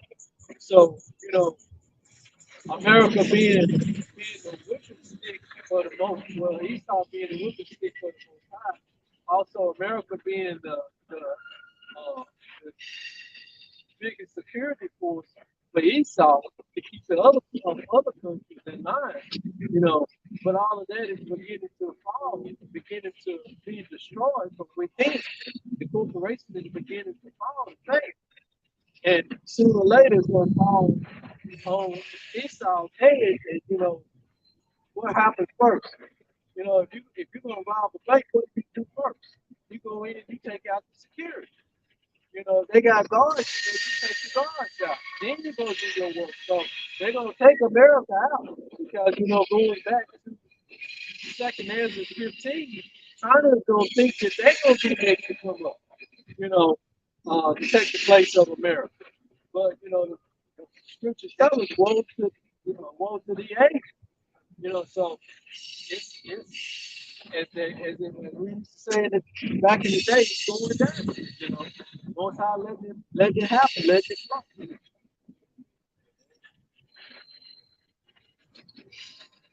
Assemble yourselves and come. verse 10. Beat your plowshares into swords and your pruning hooks into spears. Let the weak say, I am strong. This is what happened. So all those weaker nations, man, back in the day, when America got the world atomic bomb, when World War II, you know what I'm saying? When China ended up getting Russia had it, you know. And now all these weaker nations got it, man. Like North so-called weaker nations back then. Now they saying this, what Kim Jong steady testing this said, whatever, bring it on. And then you got Iran said they'll wipe Israel off the map. So they'll shoot over 100,000 missiles on them, man. You know? And then you got these weaker nations that ain't held their technology. Let the weak say I'm strong, man. It's something different than them that military together. Hey, they ready. Let the weak say they're strong. Assemble yourselves and come, all you heathen, gather yourselves together around about. Thither, because our mighty ones to come down, O Lord. Our mighty ones to come down. He's sending them in order. You gotta get ready for the battle. That's what the Lord said. Get ready. Get your military weapon ready. I'm gonna give you all the technology that you need to carry yourself for war. That's why all these that's why like the brother went into the atomic bomb. That's why Esau Edom and his sons was able to come up with it because the Lord gave him the technology for it. Because the atomic bomb, of course, it's a weapon, but it's a blessing is the Lord. So the Lord has to give him, he has to then on top of that. The scriptures say that the America will be destroyed by fire. It's, it's the thermonuclear fire. And back then, we saw Edom like during the Roman Empire. He saw they had no technology to destroy Earth like that. Damage like that. The Lord had to keep increasing technology and keep increasing Esau Edom's wisdom. Of course, on the left hand side, but keep increasing his wisdom in order for that technology to exist, like the MOTV as well. In order for the prophecy to be fulfilled, technology had to advance. So that's why the Lord is saying, gather yourselves, beat your plowshares and swords, get your military might ready. The Lord is responsible for all these nations. Get themselves ready to gain the technology to work with. This is Joel 3, verse 11 in the NLT. It said, come quickly, all you nations everywhere. Gather together in the valley. And now, O Lord, call out your warriors. Right. So like you read in the KJV, which calls that mighty ones Israel to come down. This is gonna call the arms of heaven to come down, the angels, man. The angelic forces led by Yahushua, man, and Michael the archangel. Man. This is what's gonna cause them to come down, man. Let's read it in the KJV. Assemble yourselves and come, all ye heathen, and gather yourselves together round about. Right, that whole valley of Jehoshaphat, man. You had the valley of Jehoshaphat, you had the valley of Hinnom, then you had the valley of Megiddo, which you talk about in Revelation. I think it's the 16th chapter. This is a valley that connects all the way around Jerusalem, man. So this is the valley of Hinnom goes back into Yahushua said you should be in Matthew, you should be guilty as the hellfire of Gehenna. That's what that was for. Gehenna was a spot where it was a dump where Israel burnt a lot of their trash in, but it also goes back into a spot of future judgment. There was a fire there that stayed burning where you just go dump stuff in. But the people take that as was thinking they was talking about a hellfire under the ground. But no, that's going into a future place of judgment, man, which those three valleys connect going around the whole land of Israel. Man, you got the valley of Jehoshaphat, you got the valley of Hinnom, which goes, I think it's southwest of Jerusalem. Then you got the valley of Mount Megiddo, which goes like northwest of Jerusalem. Man. There's a valley that connects. Those three valleys connects all the way around, man. So you read about the Hinnom or the valley of Jehoshaphat. You know what I'm saying? Megiddo, Mount Megiddo, as you go to the mountain of the truth, it all leads right back into these scriptures, man. It's like you know, right up with them, man. And the whole Valley of Jehoshaphat is represent everything like east of Jerusalem, Saudi Arabia, Iran, all those different nations, Egypt, Syria. That's the whole Valley of Jehoshaphat, man.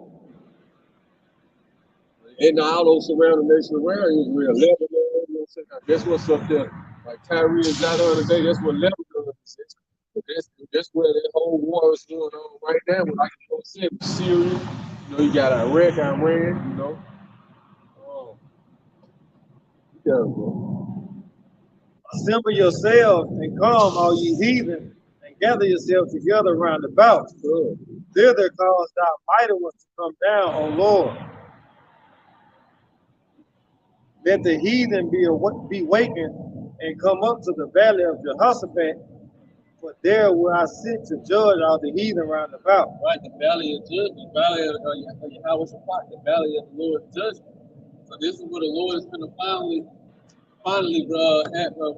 bring justice on the nation of Israel by judging all the other nations.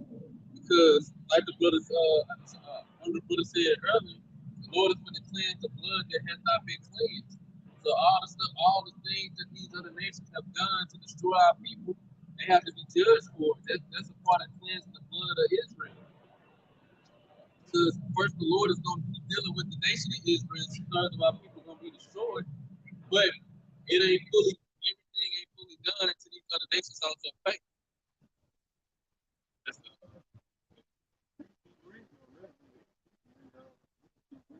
Put ye in the sickle, for the harvest is ripe. Come, get you down, for the press is full, the fat overflow, for their wickedness is great. Meaning the time is ready. Multitudes in the valley of decision, for the day of Yahweh Shai is near in the valley of decision. The sun and the moon shall be darkened, and the stars shall withdraw their shine. There won't be no more street teachers and nowhere we can get that wisdom, knowledge, and understanding. You know, that's one aspect of it also too, because of thermonuclear missiles, you're not going to be able to see the constellations in the sky. So like let me go back to 14. It says, it said thousands upon thousands are waiting in the valley of decision. There is a day of the Lord. There, the day of the Lord will soon arrive, and this happening now because it's like 120 some countries. Troops are already over there in that land. You know, they said for announcing and saying they doing military drills and all of that, working on military drills, but you know they're over there. You know, and they're waiting for that time to come. You know, got China and Russia and Iran, they doing it. They either done the drill last week or it's coming up this week. I forgot what it's called. They doing this drill right over there. China, Russia, and Iran, man. I think it's in the Black Sea. So, you know, and this goes back to what I said earlier, you know, measure thy times, you know, so this let us know that we in that time frame for the arrival of the Most High, you know, so we got to stay put, you know, and stay on course with everything, you know, that we have learned, you know, hold fast to what we have learned. And, you know, I continue to pray that we are delivered from that time that the Most High is going to bring this evil to the earth, you know, so I mean, it's here.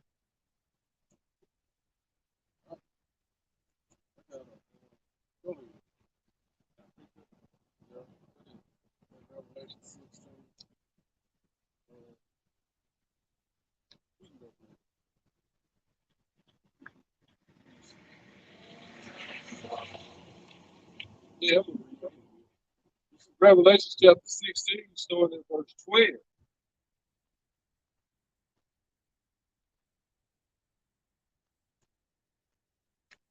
And the sixth angel poured out his vial upon the great river Euphrates, and the waters thereof was dried up, that the way of the kings of the east might be prepared. Right, that's actually happened. You can look it up in articles that already came out. I forgot exactly when, but the Euphrates River has dried up. You know, basically, and then you can pull up a comparison. I think it was 2020 actually, or 2021. You can pull up a comparison. They're having like back in 2013 or something, and then have it to now, and you'll see how much it has dried up. Right, and Euphrates River went right there too, where the Persian Gulf is. So when Persian Gulf, Iraq and Iran, and Syria, all that shit, prepared the way for the kings of the east. Who are the kings of the east, man? You got Saudi Arabia, you got China, you got North Korea, you got Pakistan, you got India, all those nations, man. Everybody gonna take part in this war.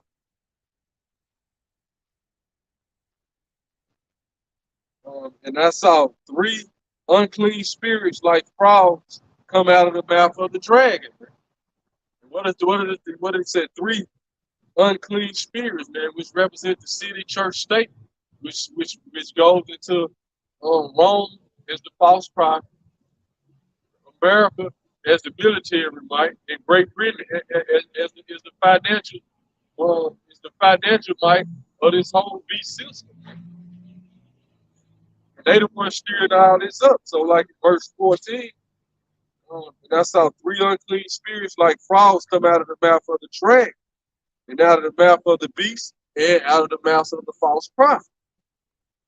But they are the spirits of devils, so they are the spirit of deceivers, working miracles, which goes forth into the kings of the earth and of the whole world to gather them to the battle of the great day of Yahweh Bashim Yahushua Almighty.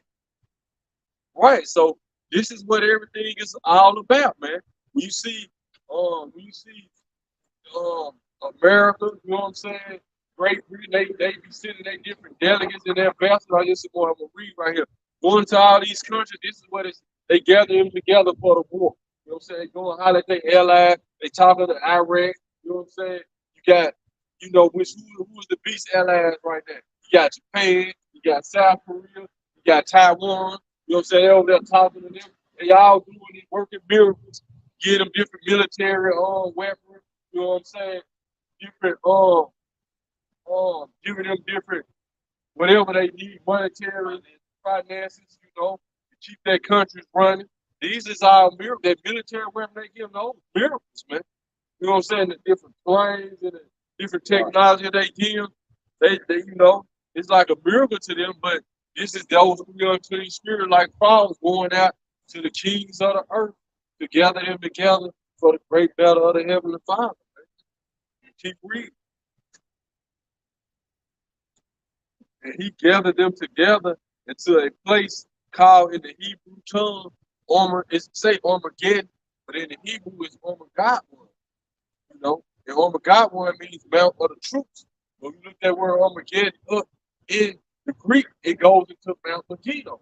And Mount Megiddo actually was a valley that connects right with the valley of Jehoshaphat and the valley of Hinnom, man. So all these scriptures is linked right up into Joel, that's why it lets you know the spirit of the prophets is subject into the prophets. All the prophets are saying the same thing, man. So you go into the Old and New Testament, it links right up together saying the same thing. Come. Verse 17. Seven angels poured out his vial into the earth. There came a great voice out of the temple of heaven from the throne saying, "It is done." And there was voices and thunders and lightnings, and there was a great earthquake, such as was not since men were upon the earth. Too mighty an earthquake is so great. And the great city was divided in three parts. And the cities of the nations fell, and Babylon and great Babylon came in remembrance before the Most High to give unto her the cup of the wine of the fierceness of his wrath. Right? This is according to the destruction, going into how with that whole war, it's because like the scripture say, the earth is gonna shake to and fro like a drunkard. So that means the whole earth is gonna be impacted by what the Lord is doing by this war. It ain't just gonna be America. America is definitely gonna be totally 100% annihilated, and so is Israel. But you still gonna have other parts of the earth that's gonna be impacted because, like the brother had mentioned earlier, North Korea, they got like you see Iran, they threatened to shoot 100,000 missiles over to Israel. then you're gonna have Israel shooting missiles. You're gonna have all these countries shooting missiles toward to and from. Place cities gonna be destroyed. People gonna be getting killed. America's gonna be totally a desolation, and it's not an exaggeration when the Lord said that the sun and the moon would be darkened, meaning you can't see the constellations at all. That's why the Lord is gonna have the elect watching from the heavens in those chariots, seeing all the destruction take place on earth. See, it show you just like it said. These are the three unclean spirits. Those that like frogs going to the kings of the earth together them together for the war. I see that's how slick America try to be. America try to fight up her wars in other lands. So then you know all this whole how they gathered all next to the battle of Jehoshaphat who behind it all. It's these three unclean spirit like frogs going to, you know what I'm saying? America, they basically the EU, man. NATO and the EU. But it's letting you know they fight their proxy wars overseas. Like it said, going through the month, gathered in the valley of the seas. So America troops over there. Then it goes into Babylon the Great came to the rivers of the Moab, a great earthquake, such as was not before. Letting you know all the focus gonna turn over here. And all the nations gonna shoot their eventually. So even though America, just like that war in Ukraine, it's already known. America, why you think America funded them hundreds of billions of dollars? Because that's where they proxy war. With all these, it's going to right into these scriptures, we going into there. They going to the four corners of the earth, gather these things together for the great battle where we go in Armageddon, which is where the God war, which is the battle of the battle of truth. So, this is what you see together, this is what's going on right now around the four corners. Um,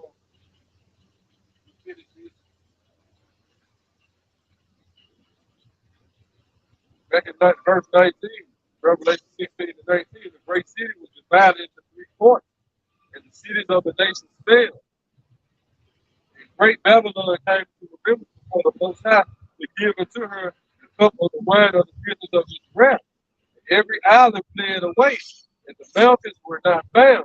And there fell upon men a great hail out of heaven, every stone about the weight of a talent. And men's blasphemy the Most High because of the plague of hell. The plague there was exceedingly great. Going to the it's gonna be in this place.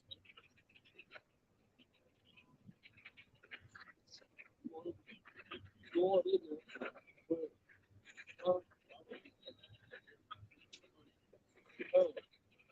I think I'm gonna just keep go into the kings of the east. Oh, the he said,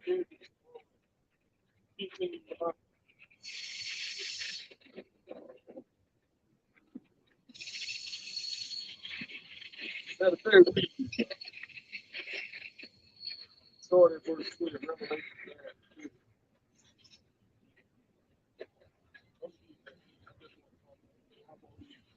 So while we're here, you know what I'm saying, going to the belly, and we'll go back and show you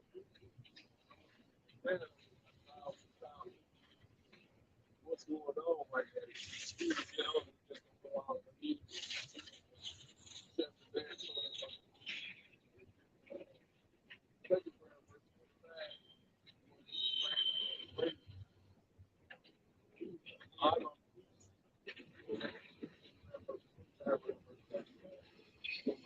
Revelation chapter 12. Chapter 9, verse 12. It said, one woe passed, and behold, there come two woes more thereafter.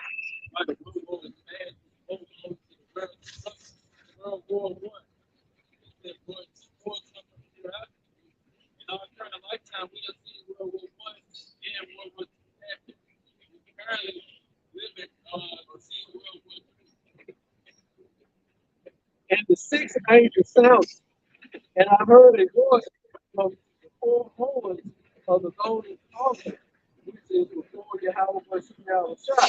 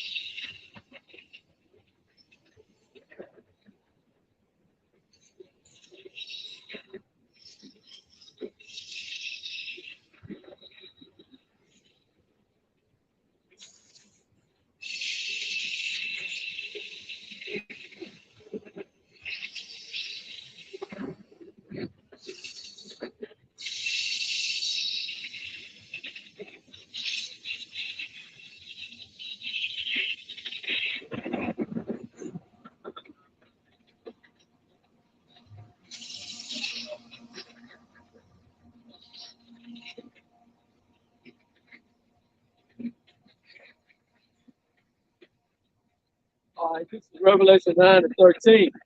And the sixth angel sounded, and I heard a voice from the four horns of the golden altar, which is before Yahweh Shah, saying to the sixth angel. John the Revelator saw all this, man. He didn't understand it, man, but then we understand it, you know. Now he understands it. Go ahead. Saying to the sixth angel which had the trumpet, loose the four angels which are bound in the great river Euphrates. So there you go again. So you got four angels that's responsible for drying up the Euphrates and for making gathering all these nations to come to war. Because the angel is the one that, matter of fact, you get Isaiah 13, who is the Lord that marching up the battle. Go ahead. And the four angels were loose, which were prepared for an hour and a day and a month Right, and a year, right. for to slay the third part of man. So the third of Esau gonna get destroyed over here, man. You know, that's going into Joel too, man. Which the northern army shall be pushed back, man. That's going into Joel chapter 2. But read that again. But like the angels, you got those angels of death right there that's gathered all these nations for war. You know what I'm saying? It's gonna cause a great bloodbath right there. Because it's the angels that's doing it. You got Isaiah 13, verse 1, and we right around from about verse 2. I'm gonna read that in the NLT. It said, then the four angels who had been prepared for this hour and day and month and year were turned loose to kill 1/3 of all the people on earth. Right, man. So there you go, man. The angels over there. It's like all this Ukraine war, that war been going on in Syria. That's the angels doing, the angels steering, the angels, that's the Most High, man. Got his servants at work, man. I want this many people dead, this many people dead. You know, that's the angels are responsible for that. You know about those angels of death at the time of East? Oh, they still get it in. That's it. Yeah, on that verse. Go ahead, bro. It's Isaiah 13 and 3. Read it from the top. Isaiah 13 and 1. Burden of Babylon, which Isaiah the son of Amos did see. Lift ye up the banner on the high mountain. See, so now we lifting up that banner up on the high mountain. That high mountain is America. America is the highest government in the world right now. So we live this why the majority of the prophets are here. Lifting up that high banner, which the high banner is how much you have a shot, man. Which they are the word, you know what I'm saying? Which is goes back into it's the banner that we lifted up, man. Like I said, there should be in the midst of Egypt, an altar in the midst of Egypt, you know what I'm saying? And it should be for a witness in the sign that the Most High is worshiping. It's that altar. That altar is where the different camps are stationed at all around the four corners of the earth, but mainly in America, go ahead. Exalt the voice unto them. See it, and it to let you know. Lift up the banner, exalt the voice unto them. Go ahead. Shake the hand. Shake the hand. It's going down. Go ahead. that they may go into the gates of the noble. And now these words are in the gates of the noble, man. The elites, man, they watching these videos. That's why they trembling. They don't know what they trying to go move slow now. You know what I'm saying? They don't know, you know what I'm saying? Right, we calling them out before they even move. And they like, man, there was the Lord telling me, Isaiah 47, stand with you and check this now. You know, stay, go, hey, your butler prognosticator and see if it can save you. No. Right, go ahead. I have commanded my sanctified ones. The Lord commanded his sanctified ones. Who are the sanctified ones? The prophets. Man. You know what I'm saying? What the Lord said? So in John 17, John 15, John 17, sanctify them through thy truth. Thy word is truth. Go ahead. I have also called my mighty ones for mine anger. Let me say, in Joel 2, hitherward called my mighty ones to come down. Who is the mighty ones? The angels. Just like the brother reading in Revelation 6, man. The angels right here. What it say? Michael gonna stand up. Revelation 9. Yeah, Revelation 9, man. You know, these angels was specifically to come to this region for this specific hour, day, this specific time, man. Go ahead. Even them that rejoice in my height. And they rejoice in his, we rejoice in his heights, man. The sanctified ones and the holy angels, man. Go ahead. The noise of a multitude in the mountains. See, the noise of multitude in the mountains, the noise of the multitudes amongst all these governments of the world. Go ahead. Like as a great people. Like as, go ahead. A tumultuous noise of the kingdoms of nations gathered together. The Lord of hosts, most of the host of the battle. So this is what's going on, man. You know what I'm saying? So all these nations getting ready for battle against the U.S. and her allies. This is what's going on right now. That's why China and Iran and Russia just had these joint drills, man. You know, it's all everything, and I think North Korea linked in with Iran on some. But hey, everybody it's going down. And it's the Lord that busted up the battle. Man. It's the Heavenly Father busted up this whole World War III scenario. And it's our prophesied truth over here, bro. All right.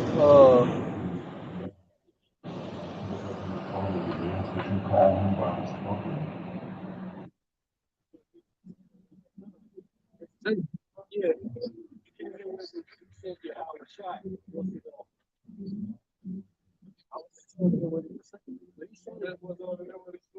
I heard you. I was shot. Yeah. I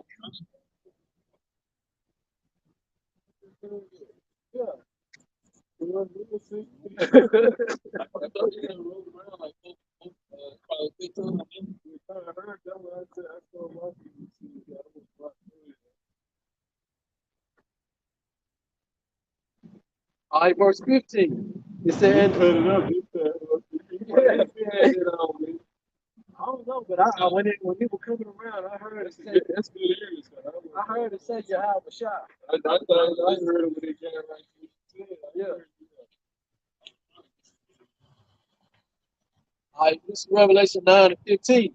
And the four angels were loose, which were prepared for an hour, and a day, and a month, and a year, to slay a third of part of men. Esau will be slain over there. And the number of the armies of the horsemen were 200,000 thousands. And I heard the number of them. So this going into the missiles that don't be shot out. And they say that 200,000 goes to 200 million. When you actually look that up, in the Greek, it just say an infinite amount of numbers. You know what I'm saying? So whatever that number is, you know, it can be that exact number, but just an innumerable number of missiles gonna be shot out. Man. Going back to what you're gonna be in Jeremiah, spare no arrow. You know, go ahead. Verse 17, it said, and thus I saw the horsemen in the vision. That's gonna describe the horseman, man. You know, so, but it's actually gonna be describing the missiles.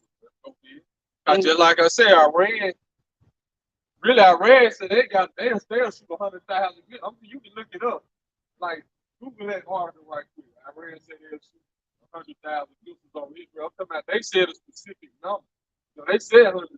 You know what I'm saying? Go ahead. Them old articles, them years ago articles. Go ahead. And them that sat on them having breastplates of fire. So it let you know This horseman got a breastplate of fire, so the horseman represents power. So the breastplate is fire going into the nuclear warhead, go ahead, that And comes out of the rocket, go ahead. and a descent Jacinth, go ahead. and brimstone. That brimstone, that fire and brimstone, And the hands of the horsemen were as the heads of lions. that The head noise, of the horsemen. the head of the horseman was the head as a lion with a lion roar. That noise is making, go ahead when you hit. Boom, boom, go ahead up. And out of their mouth issued fire and smoke and brimstone. What's that out of their mouth? Out of their warhead, it should fire, smoke, and brimstone. Go ahead. Read that in NLT. It said, in my vision, I saw the horsemen and the riders sitting on them. The riders wore armor that was fiery red and dark blue and yellow. That's going into that fire. That That flame. fire. That Right. flame. The horsemen had heads like lions, Right. and fire and smoke and burning sulfur bellowed from their mouth. Going into those nuclear warheads. The power's in the mouth. All right, back in KJV, it said, by these three was the third part of the men killed, Right. Going to the missile. by the fire and by the smoke and by the brimstone, which issued out of their mouth.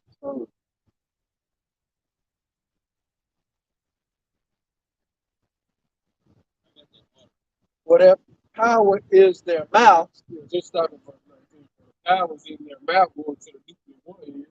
and in their tails, for their tails were like unto serpents. Why? Because how does a serpent strike?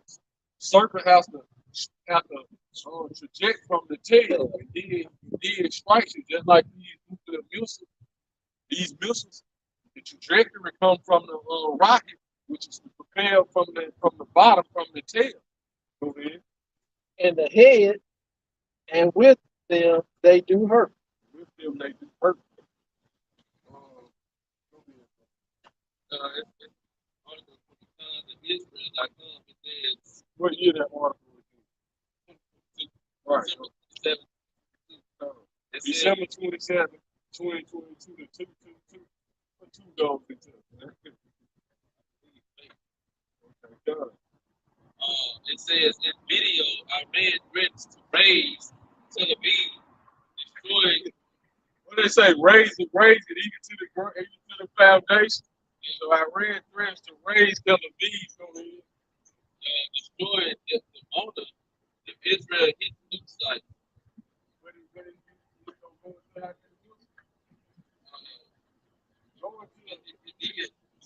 Just move it. Iran threatens. It says Iran's Lebanon-based property, Hezbollah, Hezbollah is believed to have over 1,000 missiles at the territory that threatens Israel, as it has done in past conflicts with the IDF.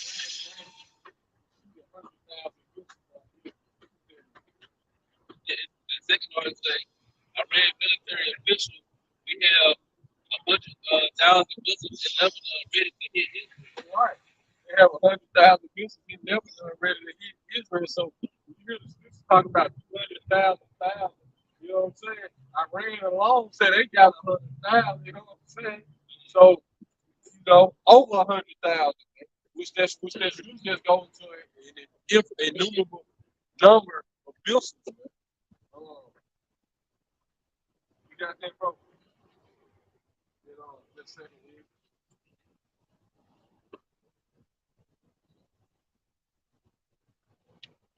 Second instance, 15 to 20. Right. Paul said, 28.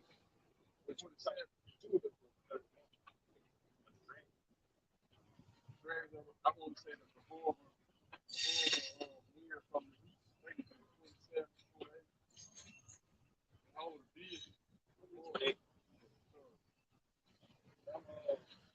second instance, 15 and 27. But now are the plagues come upon the whole earth, Now the plagues come upon the whole earth. and ye shall remain in them. How about you, how shall not deliver you? Going to the wicked of our people, man. what of Daniel, what is book of Daniel in chapter 12 says. And every it is this particular time of Jacob's trouble. He shall be delivered out of everyone whose name is written in the book of life before the foundation of the world. Go ahead, bro. Because ye have sinned against him. See, because you have sinned against him, so we're talking about 2/3 of our people not going to be delivered. Go ahead. Out of Behold, America. behold, in horrible vision. Right. Go ahead. So the answer saw these saying that it's going forward too. Who the kings of the east are right now. Go ahead. Behold, in horrible vision, Right. and the appearance thereof from the east. They're tearing there from the east. There go the east again, right? We read about the kings of the earth. I mean the kings of the east. They'll draft the Euphrates River to prepare the way of the kings of the east. Go ahead. Where the nations of the dragon of Arabia shall come out with many chariots, Where the nations of the dragons of Arabia to come out with many military vehicles, man. You know, tanks, all type of jeeps. You know, you got Saudi Arabia. You got because see, eventually they all will turn against America, man. You know what I'm saying? Saudi Arabia, Pakistan. You got Iran, Iraq. You know what I'm saying? These they should go ahead. and the multitude of them shall be carried as the wind upon the earth, Right, go ahead. that all they which hear them may fear and tremble. And all they may fear them, may fear and tremble. Go ahead. It's gonna go into when Iran enter into the war right here. Go ahead. It show you how right now why Iran is a key player in all this because this is what Israel is. Israel, that's their main thing they're going to do is destroy Iran, but and America. But before they knew before they can take down Iran, they got to go take down Iran number one ally in the Middle East, which is Syria. Now, you go right into Iran, and you got Syria attacking you from. So you got to take down what you consider the weakest ally first. But then, on Ezekiel 38, Russia has stepped up in the guard for them now. You know what I'm saying? So all the prophecies is right here in hand. Man. Also, the Carmanians raising their wrath. Who are the Carmanians? When you look up the Carmanians, it goes into the Persians. Man. Who are the ancient Persians? Iran. Iran just switched their name to Iran in like the 1930s. But before then, they called themselves the Persians, which the Persians go back into the East Indians, Elam, which those people in Iran are Elamites. Go ahead. Also, the Carmanians raising their wrath shall go forth as the wild boars of the wood. And guess who stepped up to help Russia in their war in Ukraine? Iran. Iran gave Russia these drones they've been creating. And this kind of helped quell their war with because America because Russia is fighting NATO in Ukraine. That's who they fight. They've been saying they was catching NATO soldiers when they was getting prisoners of war. So understand what's going on. Go ahead, bro. And with great power shall they come. See, when the Carmanians doing that, with great power shall they come. Bro. Because see, you got them Iranian scientists, man. Like they got a hold to that same technology that Telson had. Man. It's called Magrav technology. Man. It's MAGRAV, man. Which I went into this years ago. But anyway, when Obama was in president, man, you know, America flew their most sophisticated drone over Iran to try to spy on them, like one of their $50 billion drones. Guess what Iran did with this technology? They took control of the drone, landed it in Iran. If you go back and look it up, they took control. They took control of it with their technology, made it land in Iran. It took it, man. You know what I'm saying? It copied all the technology out. You know what I'm saying? And then really sent Obama a toy pink drone replica. You know what I'm saying? Mocking him for that for this whole homo agenda he pushed, man. Or he was pushing, man. You know. And then I think they gave America the drone back, but I'm not sure. But they took all the technology from the drone. But it's called the Magrav technology where and then it's another thing they were responsible for. Said they had an encounter with one of America's ships in one of those seas, right? They was flying one of their planes over. said they use this technology. This gets able the whole warship, man. The whole, as far as the Russia did that. right. And Russia got it from Iran. Yeah. Right. See, Russia got this technology from one of the Iranian scientists, man. Sort of like an EMP. Right, Sure. right, which you to destroy your whole electronic device, man. You know, and you won't be able to do nothing, huh? U.S. Captains of these ships were scared to go out Right, because of the technology Russia had. right. But you know, they made a movie off of that other technology where the drone you're talking about. Yeah. They had a movie where the U.S. had to send their troops over into Iran to Get the drone. to get the get the information, and they were trying to tell them, well, they got this technology that they can take control over the drone. But the U.S. didn't believe. I can't remember the name of the movie.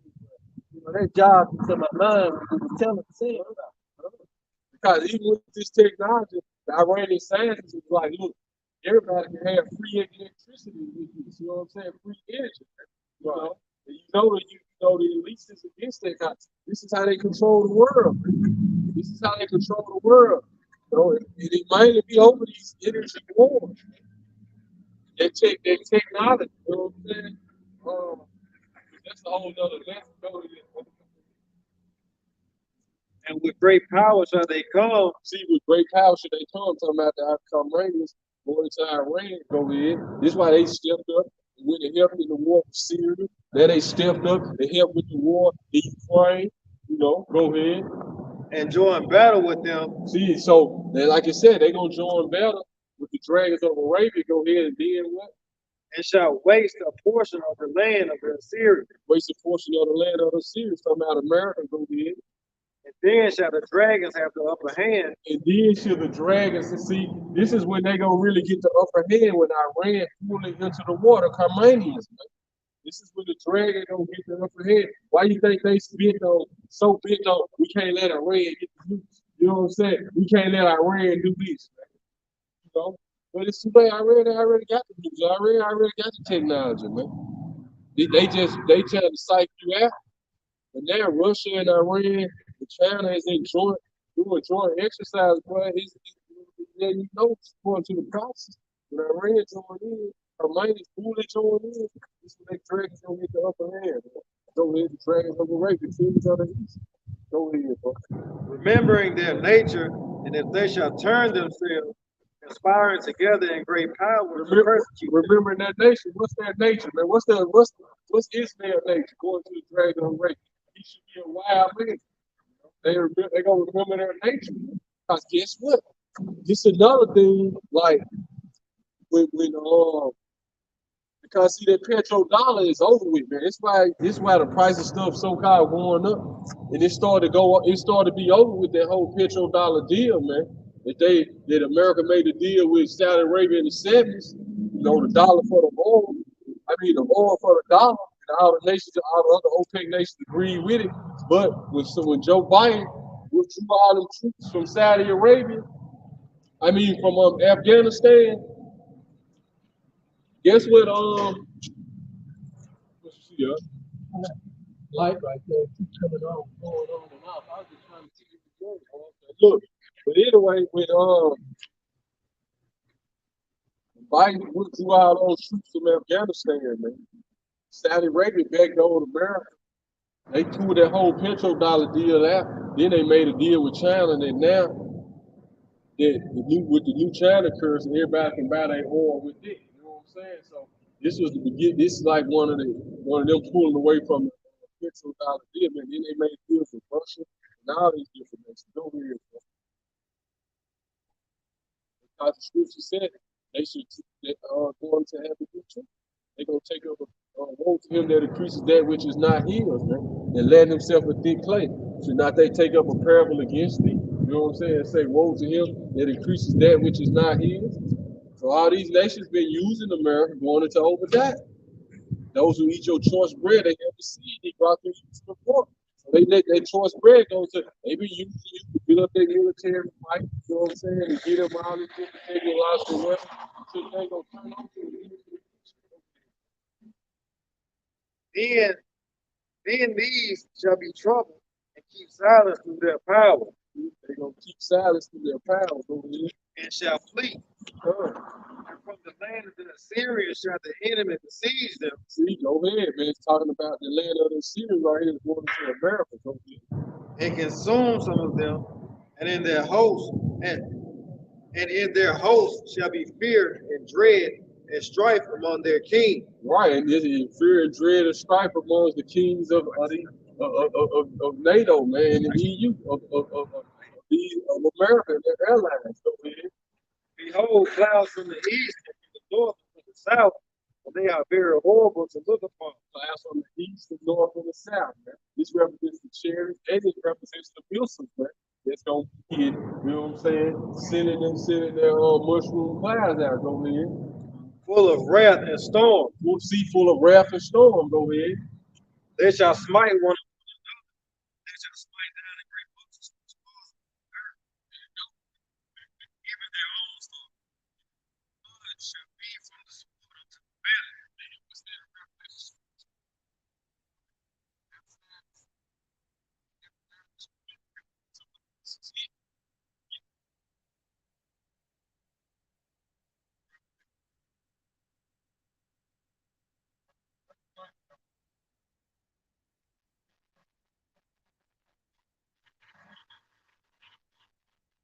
They shall smite one another.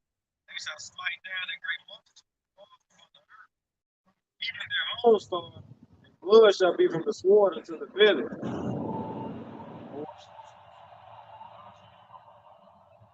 the sword unto the belly. Revelation 14, starting at 18, starting at 17, and another angel came out of the temple with the heaven. He also having a sharp sickle, and another angel came. What did Joel say? Cash in the silver, for the harvest is white. You know what I'm saying? We're gonna go back into this.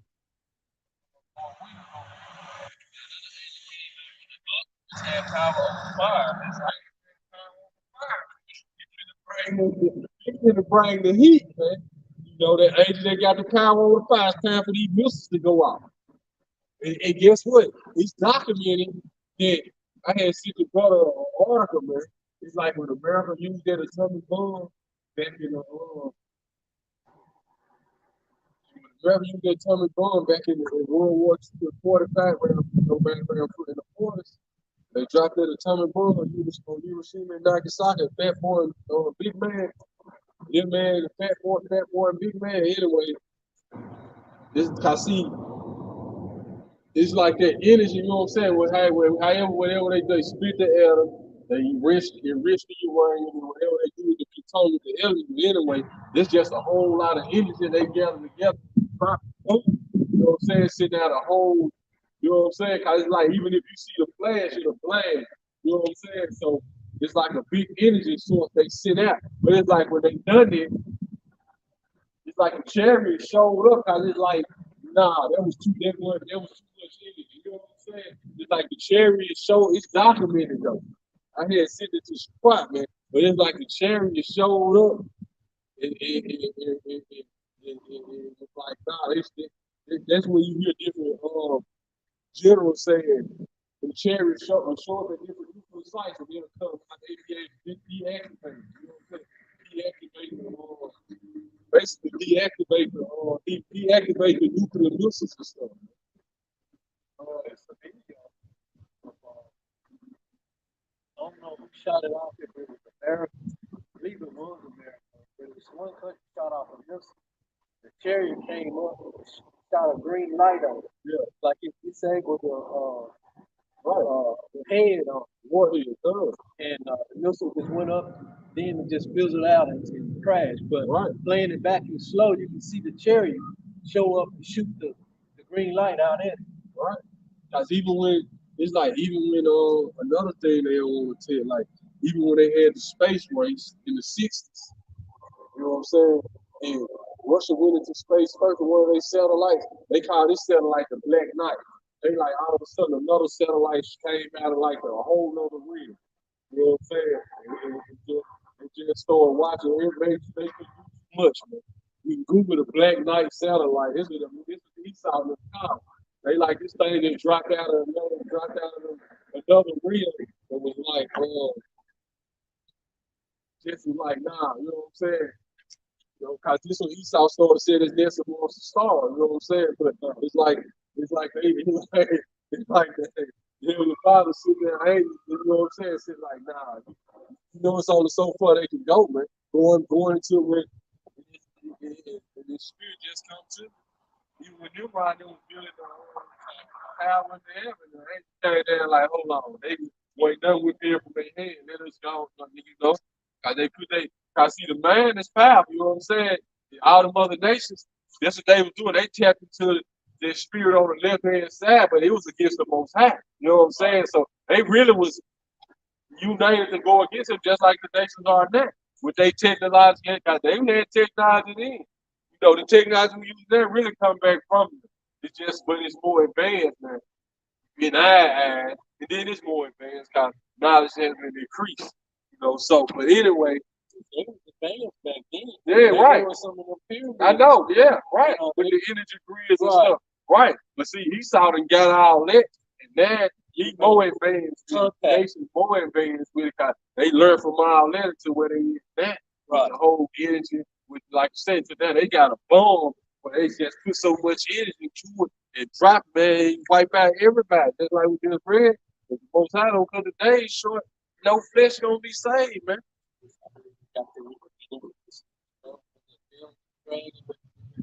Which gotta stick to the script.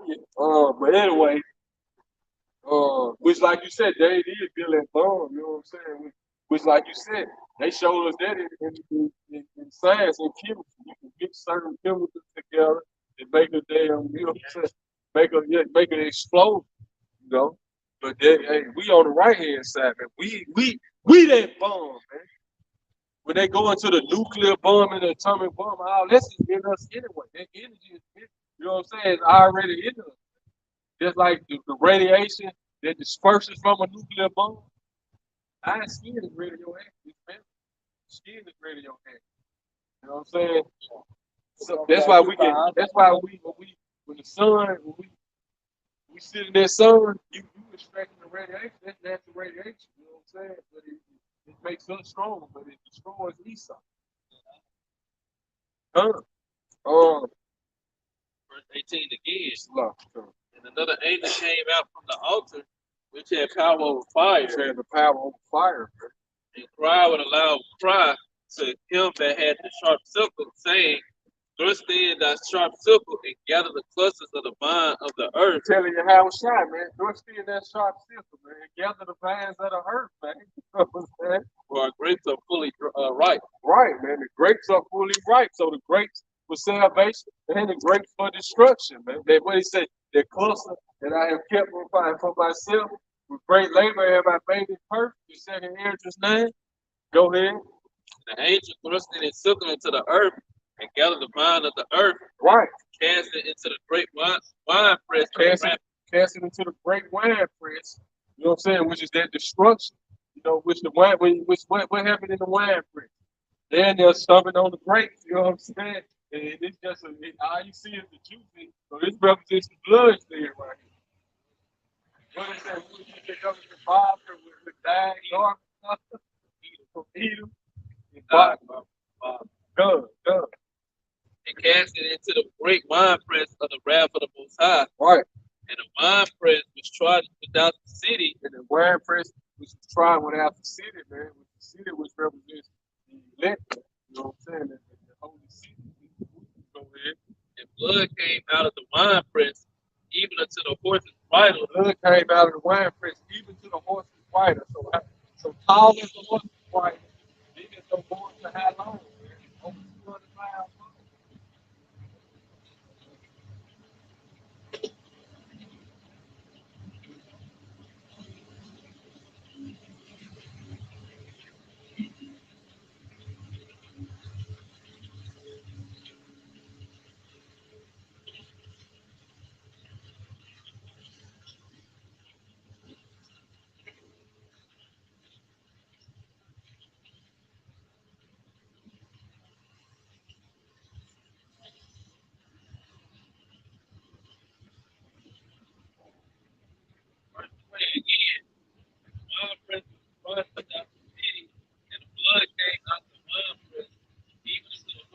might have got a make them down that they keep putting the on. That's how the apocrypha is, right?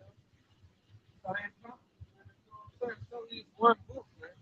And John the Revelator, yeah, a lot of them, you know what I'm saying? They was details like simple.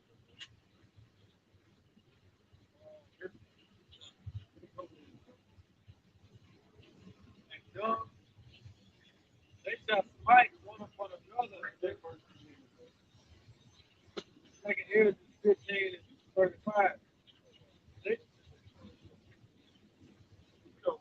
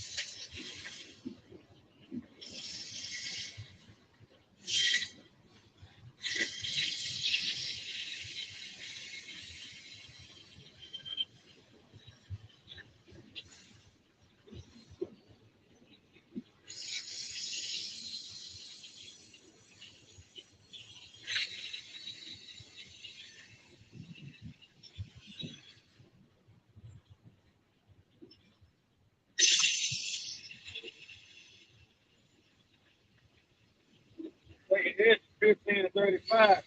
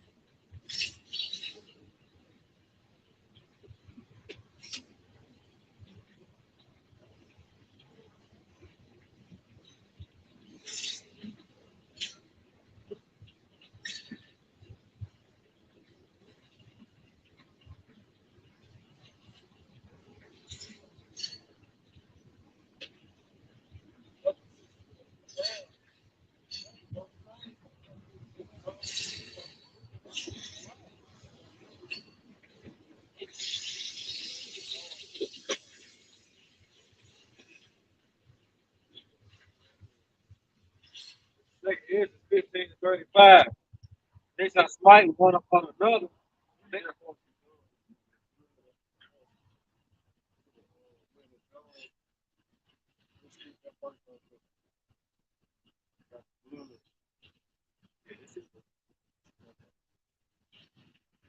they shall smite one upon another.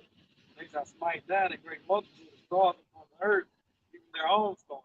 And blood shall be from the sword unto the belly, the dawn of men unto the camel's hoof. That is going to the temple. You know what I'm saying? No, men talk about the body. That's okay. And there shall be great fearfulness and trembling upon the earth. There's going to be great fearfulness and trembling upon the earth, man. World War III jumped out certain parts of the U.S. and got hit by Bill. You know what I'm saying? It's over here. And they that see the wrath shall be afraid, and trembling shall come upon them. Right. And then shall there come great storms from the south and from the north, and another part from the west. Sheriff's gonna come in the midst of this. Okay. And strong wind shall arise from the east, Right. and shall open, and the cloud which he raised up in wrath, and the star stirred to cause fear toward the east, and west wind shall be destroyed. Right. This is gonna be hitting everywhere. The great and mighty cloud shall be lifted up full of wrath, that the star that they may make all the earth afraid. The star may make all her afraid and Lucifer, because they go to Revelation. The Revelation talking about this star that fills the world, our world. Going to the Lucifer, man. Go ahead and make everything built. Go ahead. And them that dwell therein, and they shall pour out every what, and they shall pour over every high and eminent place, They're gonna pour out over every high and eminent place, man. Go ahead. and horrible star, They're going to the Lucifer, man. Go ahead. fire and hail, Fire in hell. Fire in hell. Go ahead. and flying sword, and many waters. Blind sword, man. Man, what is this saying, man? Here we go right here, man. Yeah, here we go, man. A fire divide behind it, man. But hey, what is saying? Flying sword, fire in hell, and the flying swords. It's the flying swords right here. Go ahead. And many waters, that all fields may be full, and all rivers Right, man. with the abundance of great waters. Oh, And they shall break down the cities and walls, mountains and hills, trees of the wood, and grass of the meadows, and their corn. right, man. They got once the Mississippi, it's destroy anything in this way, the cities, whatever, man. What it say, the mountains shall flee, islands don't flee. Go ahead. And they shall go steadfastly unto Babylon, And they should go steadfastly unto Babylon, man. and make her afraid. They make her afraid, man. I think we can stop it right there. Ain't what it was coming up. Huh? Okay. They're gonna go steadfastly unto Babylon. Make her afraid. The Mills gonna be here. The chariots gonna be coming. The chariots, the Mills, the chariots gonna be coming from the north, south, east, and west, gathering the elect. How the angels gonna be getting in? How Michael's gonna stand up? You know what I'm saying? Brother's gonna be getting delivered when the missiles hit. That's Revelation 14 too, right? In the presence of the angels and the right. The presence of the Lamb and the angels, right, man. They should be tormented, right, man. That's Revelation 14. The brother would have stored it up, but these all linked in. These the precepts linked in together with this, don't they? They shall come to her and besiege her. They're gonna come to Babylon and besiege her. The star and all wrath shall they pour out. Them missiles, man, they gonna shoot on Babylon. What did it say in Revelation? Man, Babylon came and remember at 16 of them. It's a great earthquake it has not since before. Hailstones, hail cannons from different weights. Go ahead. They shall come to her and besiege her. The star and all the wrath shall they pour out upon her. Then shall the dust and smoke go up unto heaven, and all they that be about her shall bewail her. This Revelation 18. All they can be about shall bewail us. What it say? Isaiah 34, smoke should go on forever. You know what I'm saying? Go ahead. And they that remain under her shall do service unto them that have put her in fear. And you can stop it right there, bro. No, stop. I want me to stop it right there. Let me stop it right there.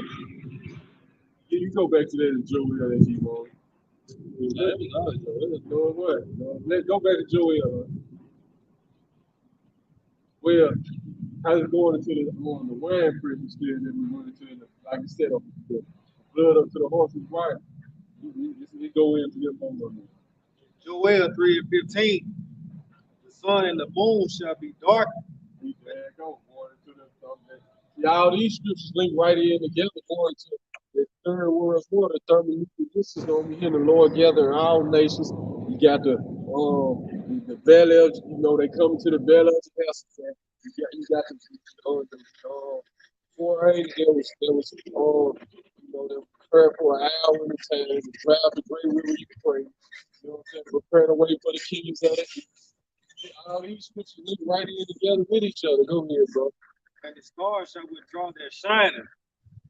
How about Shimmy Shai also shall roar out of Zion and utter his voice from Jerusalem. Like you doing that, man. Lord roaring out of Zion and shall utter his voice from Jerusalem, man. Go get these lit. And the heavens and the earth shall shake.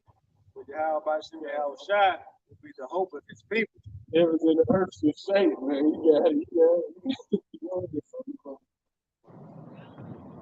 Go ahead, And the strength of the children of Israel. and read that again. The heavens and the earth should shake.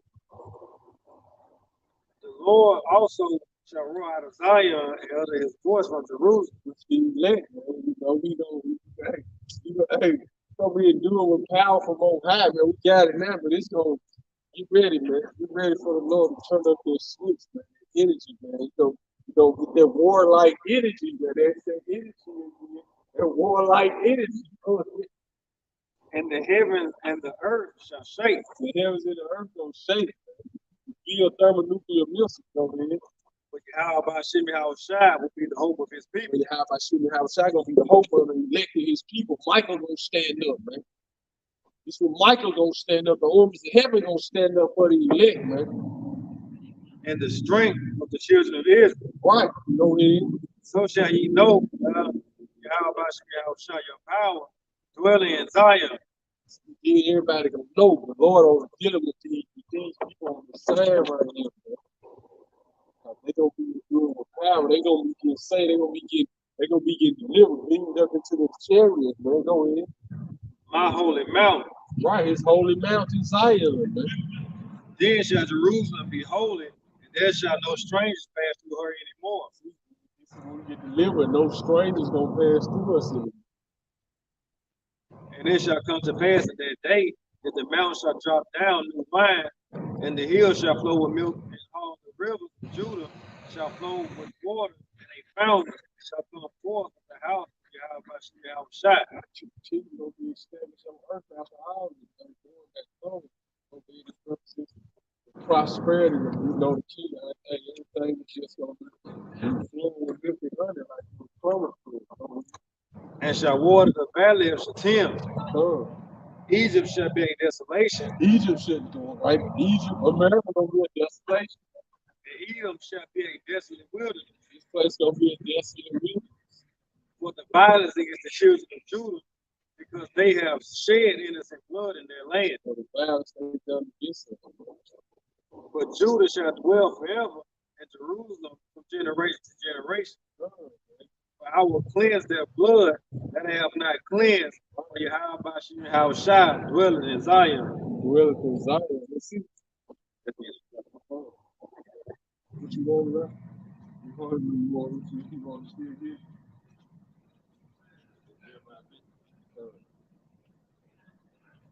Right, man. Right.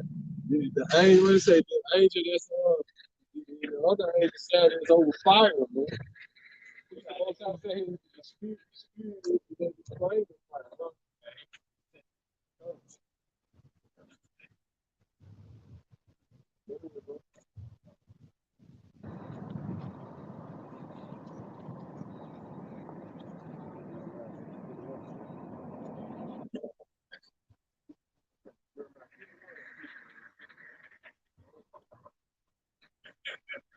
Jeremiah 51, verse 1. Thus said Yahweh Bashim Yahushua, behold, I will raise up against Babylon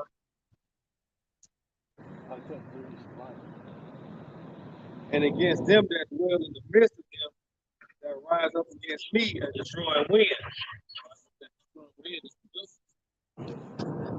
And will send unto Babylon fanners that shall fan her and shall empty her land. And we part of that destroying wind, man, because you look that word up, it goes into wind is spirit, which is Rakah, but it goes into as impelling prophets to utter glory and destruction. So we are part of this destroying wind. We that destroying wind starts with us, man. That's why the Lord said his spirit like wind blow whithersoever it blows wherever it wants to, man. It go wherever it want to go. But the definition for wind, breath, all of them are the same. We're talking. It goes with the spirit. Man. But it lets you know, as you know, it also a definition for that word is a prophetic spirit. It's a prophetic spirit, and then it goes into as impelling prophets to utter warning and destruction. You got it, bro. For in the day of trouble, they But shall, like the brother said, it goes into those thermonuclear also, man. It destroy women. for in the day of trouble, they shall be against her round about. Against him that bendeth, that the archer bent his bow, and against him that lifted himself up, and his bride, and his Brigidine, and spare ye not her young men. Bring out her young men to America, place others, don't spare nobody. Take the prisoners, try to, I got a family. That should be all the more reason to take them out. They can't war, doing what they can't say. Destroy you utterly all her hosts.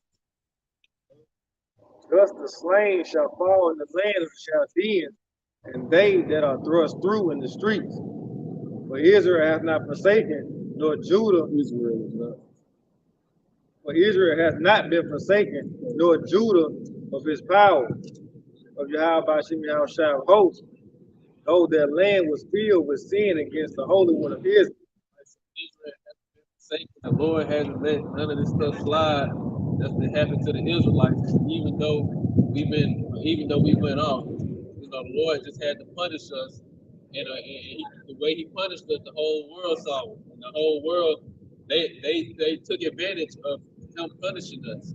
But now the punishment is upon them. Even when the Lord be talking about the destruction, He always going to Israel ain't been forsaken. Israel, the elect don't be good during this time. Even in Joel, where it said the earth shall shake, and every earth will shake. The Most High, He should roar under His voice out of Zion, the earth should shake. And He said He should be the strength of His people. So even when it always goes into the destruction, there's always hope and salvation for the elect in the midst of all of it.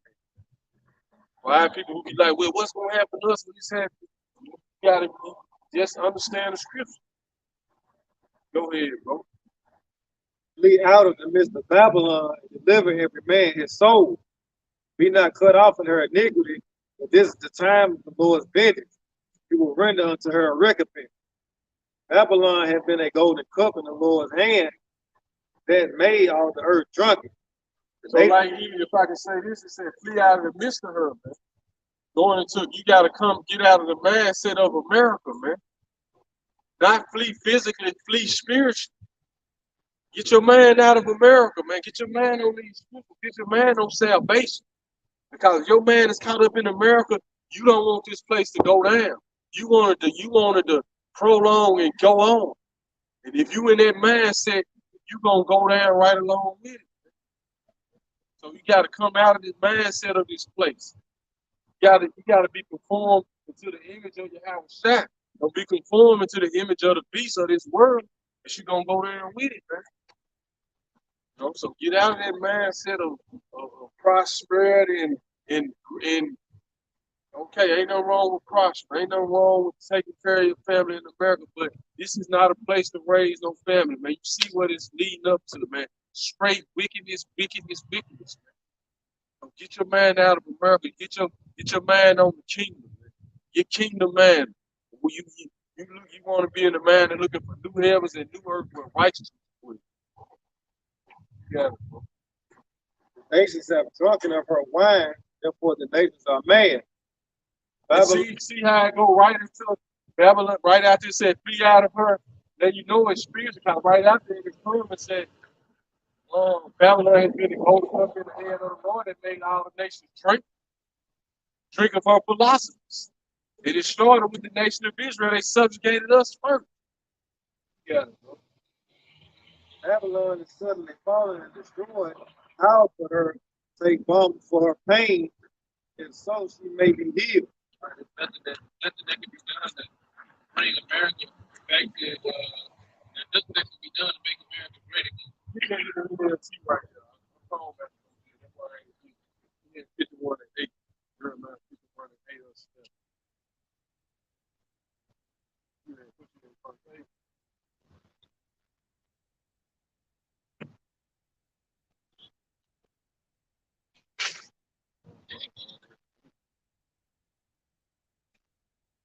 Jeremiah 51 verse 8.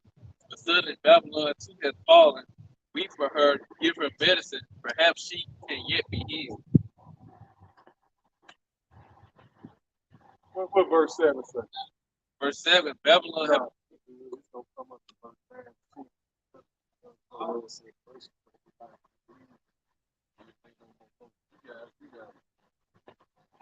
Verse 9. We would have healed Babylon, but she is not healed. Forsake her, and let us go every one into his own country. For her judgment reaches unto heaven, and is lifted up even to the sky. How about Let me read that verse 9. verse 9 in NLT. We would have helped her if we could, but nothing can save her now. This is the man frame of these other nations. This is why they be like, man, it's time to let her go, man. We've been getting money and we've been getting rich off of it. Look, it's over with. This is what this is the conclusion that these other nations gonna come to. This is the conclusion they coming to now, like China and these other nations over here. Let her go, abandon her, return now to your own land, for her punishment reaches the heavens. It is so great it cannot be measured. See, so they like, look, man, it's on the one other judgment for this place, man. You know what I'm saying? Look, get out of here, get out of your resources, get the hell up out of here, man. This is the conclusion these other nations coming to now. So, man, Yahweh Shai have brought forth our righteousness. Come and let us declare in Zion the work of Yahweh Shai our power. the Lord, well, Now I had told me something. yeah, the Lord is declaring our righteousness. Like going into Isaiah 62, I think. The Lord has filled Zion with righteousness, man. So the Lord read that again, man. Read that verse 10. Yahweh Shai have brought forth our righteousness. Come and let us declare in Zion the work of Yahweh Shai our power. This is what we're doing, man. All this is the work of the Heavenly Father, man. You know? Hold this Siri back, please. What you was saying? Like you have like papers. No. We just out here to let the people know that this is 12 tribes of Israel right here. So-called Negroes, Hispanics, Latinos, and Native American Indians. They are the people of the Lord. They're gonna be saved. And then everybody know America is the most wickedest kingdom to rise on the earth, and now the Lord is gonna destroy, pay her back for the way that they treat the Israelites. You know, and uplift wickedness across the whole four corners of the earth. We'll read that again, bro. By the way, what's your next step? Yeah. Do y'all have Bibles over there? Do you believe in the Bible? Greek Orthodox? So you know about who the word called Jesus? Do you know what do you know like can you give me a description of him? Because you know he still live, right? So when he actually walked earth, he had a physical body and the Bible described him. Do you know how to describe him? Like who he'll look like today? What race of people he'll look like? Oh, okay, man. Okay, great. I see you can be an Israelite, you know what I'm saying? You know, I mean, that was judged, by appearance. That's why I was just trying to test your spirit, see where you're in spirit. What Bulgaria like over there by Eastern Europe and stuff like Russia and Romania and Poland and stuff, right? Right. 'Cause a lot of people scattered throughout the whole crowd. I figured it. Yeah, go ahead, bro. But we don't have no campus enough, but we be out here, every week. Then we on the internet too. All you gotta do is Google like the Israelites on the internet. And you can,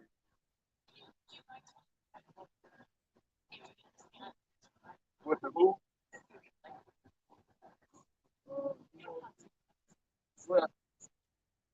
Well, come around here right quick.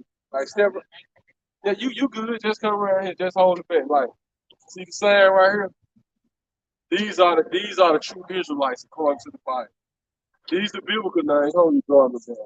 These are the biblical names that the Lord gave us. These, during the Renaissance period, when the so-called white man took all these people down, they gave them these names. They gave them names backwards, so we wouldn't know who we were. Yeah. Right. So we we the true Israelites. Those guys in the land of Israel, get Revelations 2 in there. They are not the real Jews. The so-called Negro, because just like I asked you, what color is who the Lord and say who the world called you, he'll be a so-called black man. You know what I'm saying? So therefore, he came from the tribe of Judah, so therefore, those guys in the land of Israel claim to be us are not us. They actually are the Edomites when you read the Bible. Right. To be specific, they are the Amalekites. When the children of Israel was led out of Egypt, they the people who would let us go through their land. They was killing the women and children. We was gonna actually get this. So like what's the Bible is like based in the Bible? Like what's the Yes, Bible? all this is biblical. Okay. The 12 track. What you gonna say? I would say like all this is in the Bible, and like what we've been taught in the churches is not how the Bible is actually worded, how it's supposed to be broken down. And so just like throughout history, throughout history you'll hear that the prophets came and taught the word. Well, that's a true statement because the prophets never went away. Prophecy and prophets are it always exists. Just like people believe the end of the world Right. comes at a certain time, well, someone has to talk about the end of the world before it actually happens. And it has to be an actual true man of the Lord, man of God. And that's what you see around the whole world where you see the Israelites rising up. All the prophets were Israelites. Like you were saying, they all come from these tribes. So what you're seeing right now and everywhere else across the world is the men of the Lord coming out teaching the Bible. This is how they did it. Because if you know anything about the prophets, they wasn't liked by the people. Right. Nobody likes them. Yeah. Nobody likes them. And Yeah. when you hear about the Israelites, they're not a favorite group of. We're considered a hate group, but how we hate it and all we're doing is just going through correcting all the lies that has been told by the white people in history. That's just the truth. So even our Lord and Savior, like he was asking you, he came and taught the truth, and he was hated by the people. They killed him. So it's the same concept. So when you ask about what is our theories or what do we believe, according to the Bible, we believe that we are the true people of God, and the only reason we are in this condition is because we disobeyed. And now that we understand that we went off and disobeyed, we're doing what He commands us, and that's why everything on the earth is happening because we're going to get put back in our rightful position. See, they always said, I'm gonna just use black people for example. They said black people were gods and kings and things like that, which is a true statement. But we're not in our rightful position. In order to get back to our rightful position, we have to go back to who we were. And we are the Israelites. Luke 1, what you got? I got Amos 3. Prophets. This Amos 3 and 6. It says, shall a trumpet blow in a city, and the people not be afraid? Shall there be evil in a city, and the Lord had not done it? Like, see, a trumpet is a sign, a signal of warning. And it says, should the people not be afraid? So anytime, like in the ancient times, when they blew a trumpet, it was a sign that something's coming and there's impending danger. Well, that's the same thing that a prophet does. He tells you of something that's going to happen before it happens. And that's why we don't associate ourselves with any of these churches, Christians. We don't associate with religion because it don't go off of the biblical principles that the Lord has actually stated. The Lord never said be a Christian. The Lord never said be a Methodist or anything. The Lord said keep the law, statutes, and commandments. And there is no religion that keeps the law or pushes the law, statutes, and commandments as the Lord say do so. And even if some of these religions call themselves keeping the principles,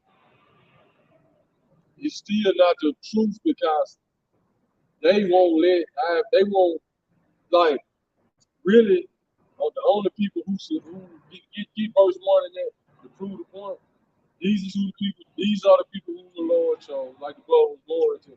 These are the people who the Lord gave the laws, statutes, and commandments through Moses. So these are the people that's responsible for serving the Most High and telling how everything goes. So we got these different people opening up churches, even if they call themselves going by some of the principles, they not the people who these principles was given to. So they ain't responsible for. But we don't judge by color. So what y'all think? You got the spirit of Israelite, right? You know. So I'm gonna say for real, cause we judge our spirit, cause it's just like this. I can like I'm just making an example. Like a so-called black man can have a child by you, right? And that child can look like come out looking like you, just like you. And if no one knows which the seed come through the father lineage, right? So if no one ever knew that child father was a so-called Negro, they can think it'll be a so-called white man of another nation. But when you do the father lineage, through the father line, it goes back to a so-called black man. So we never can judge off the color. And see, that was going on during what they call the Dark Ages. The so-called Negro West Indian nations. We was having sex with all those other nations. Like that so-called Italians, so-called the Irish, the so-called Scottish. A lot of those people came from these people, you know, right? You know, and then like in your land, like we ruled Europe. So we was having baby by the other nations. So that's why we say we judge according to the spirit, never judge according to the flesh. So that's why we trying the spirit right now. I was just gonna add on to what you said. The reason why he's going into that, like the reason why it's important is because the Lord commanded us to judge through the spirit, not by appearance. And genealogy, the way genealogy actually works is, like he was saying, you can have people that's different races and they'll call it interracial marriage, but in actuality, the race goes by the man's lineage because that's how it works. You know, the man carries the seed, that's his DNA. And it's just like when you act like an actual gardener, I don't know, you know, garden or anything like actual plant or something. But if you plant a seed into a ground, that ground doesn't change the DNA of that seed. It just allows it a place to grow, and it's still gonna be whatever it is. If it's an apple tree, the apple seed is gonna grow into apple tree. So it's the same thing with humanity.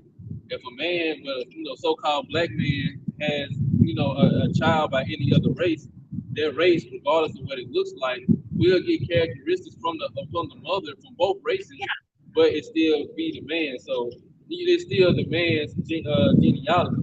So that's why he thinks man seed. So that's why he's saying, we judge the spirit by the spirit. It don't matter what your body looks like, what flesh you're in, because if your forefathers go back to any of these people on the sign, you are one of the Israelites, whether you want to be or not. And the Israelites are God's chosen people, so you would want to be an Israelite. I'm not anywhere here. There's no Bulgarian in there. But see, you don't have to be here because, like we were saying, It goes back to your father. Your father goes back to any of your forefathers, anybody on your forefathers. Like your father is like what is his history like on his father's side? But see, Bulgaria is just like they call us Americans, right? Yeah, I mean, Bulgaria was Right, but before the Ottoman Empire, you had Constantinople. That's what we ruled. See, they not gonna tell you that. The so-called Negroes, West Indian Haitians, they ruled Constantinople. Now the Ottoman Empire took them there. it's true, yeah. Right. Have you ever been to Istanbul? No, in Turkey, no, yeah, because that's what Constantinople. That was like the headquarters of where we ruled.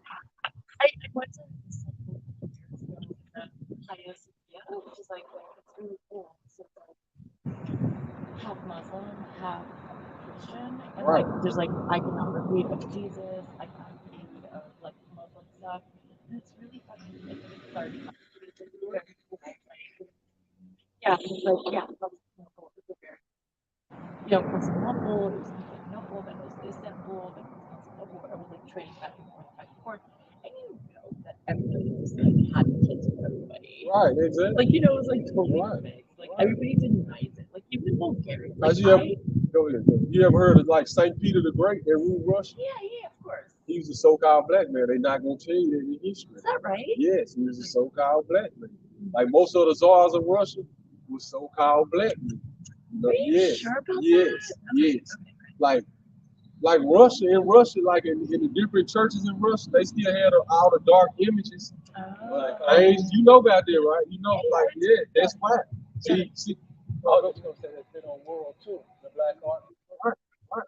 So, like I was saying, most of the czars in Russia was so-called black men. You know, But they were white. they in history, they just like today. They just like they done this. I was like, I'm making sure I got Just like they done this. During the Renaissance period, I'm saying take the horns out, right? This Yeah. actually a man who lived during the Renaissance period, which his portrait was Michelangelo. This is Caesar Borgia, he was the picture, Oh, Borgia, yeah. the Caesar Borgia family. Borgia family. Right. They So were this crazy. he was the son of the sixth Pope of Rome, Alexander Borgia. Now Rodrigo Borgia. Right. So they painted him as an image of Jesus at the time. So what they did, like when the Borgia family came into power, like the mid 1300s, you know, they had the painters like Leonardo da Vinci, Michelangelo, and they started to paint over like they started to paint like all the matter of fact, these first magazines 3 was 48 bucks. This how good we were. But anyway, no, you good. But anyway, what they done, they started to whitewash all the pieces they had, what you call iconoclasm. So they started to take out it because before the Renaissance period, like everybody knew that the Lord was doing shit, and the angels, they knew it. But Renaissance period, they started playing out of art like this, and everybody today think all the angels was white, so-called white people. But you know, because people on this side of the world know, like where you from and stuff. But in America, a lot of people think, you know what I'm saying? Because this was the land of the deception. So like I said, St. Peter the Great, like that. Since I'm telling you, please go do your research. You'll find out. Yeah, they so-called black men, you know. Even King James, who they like the King James Version Bible, 1611.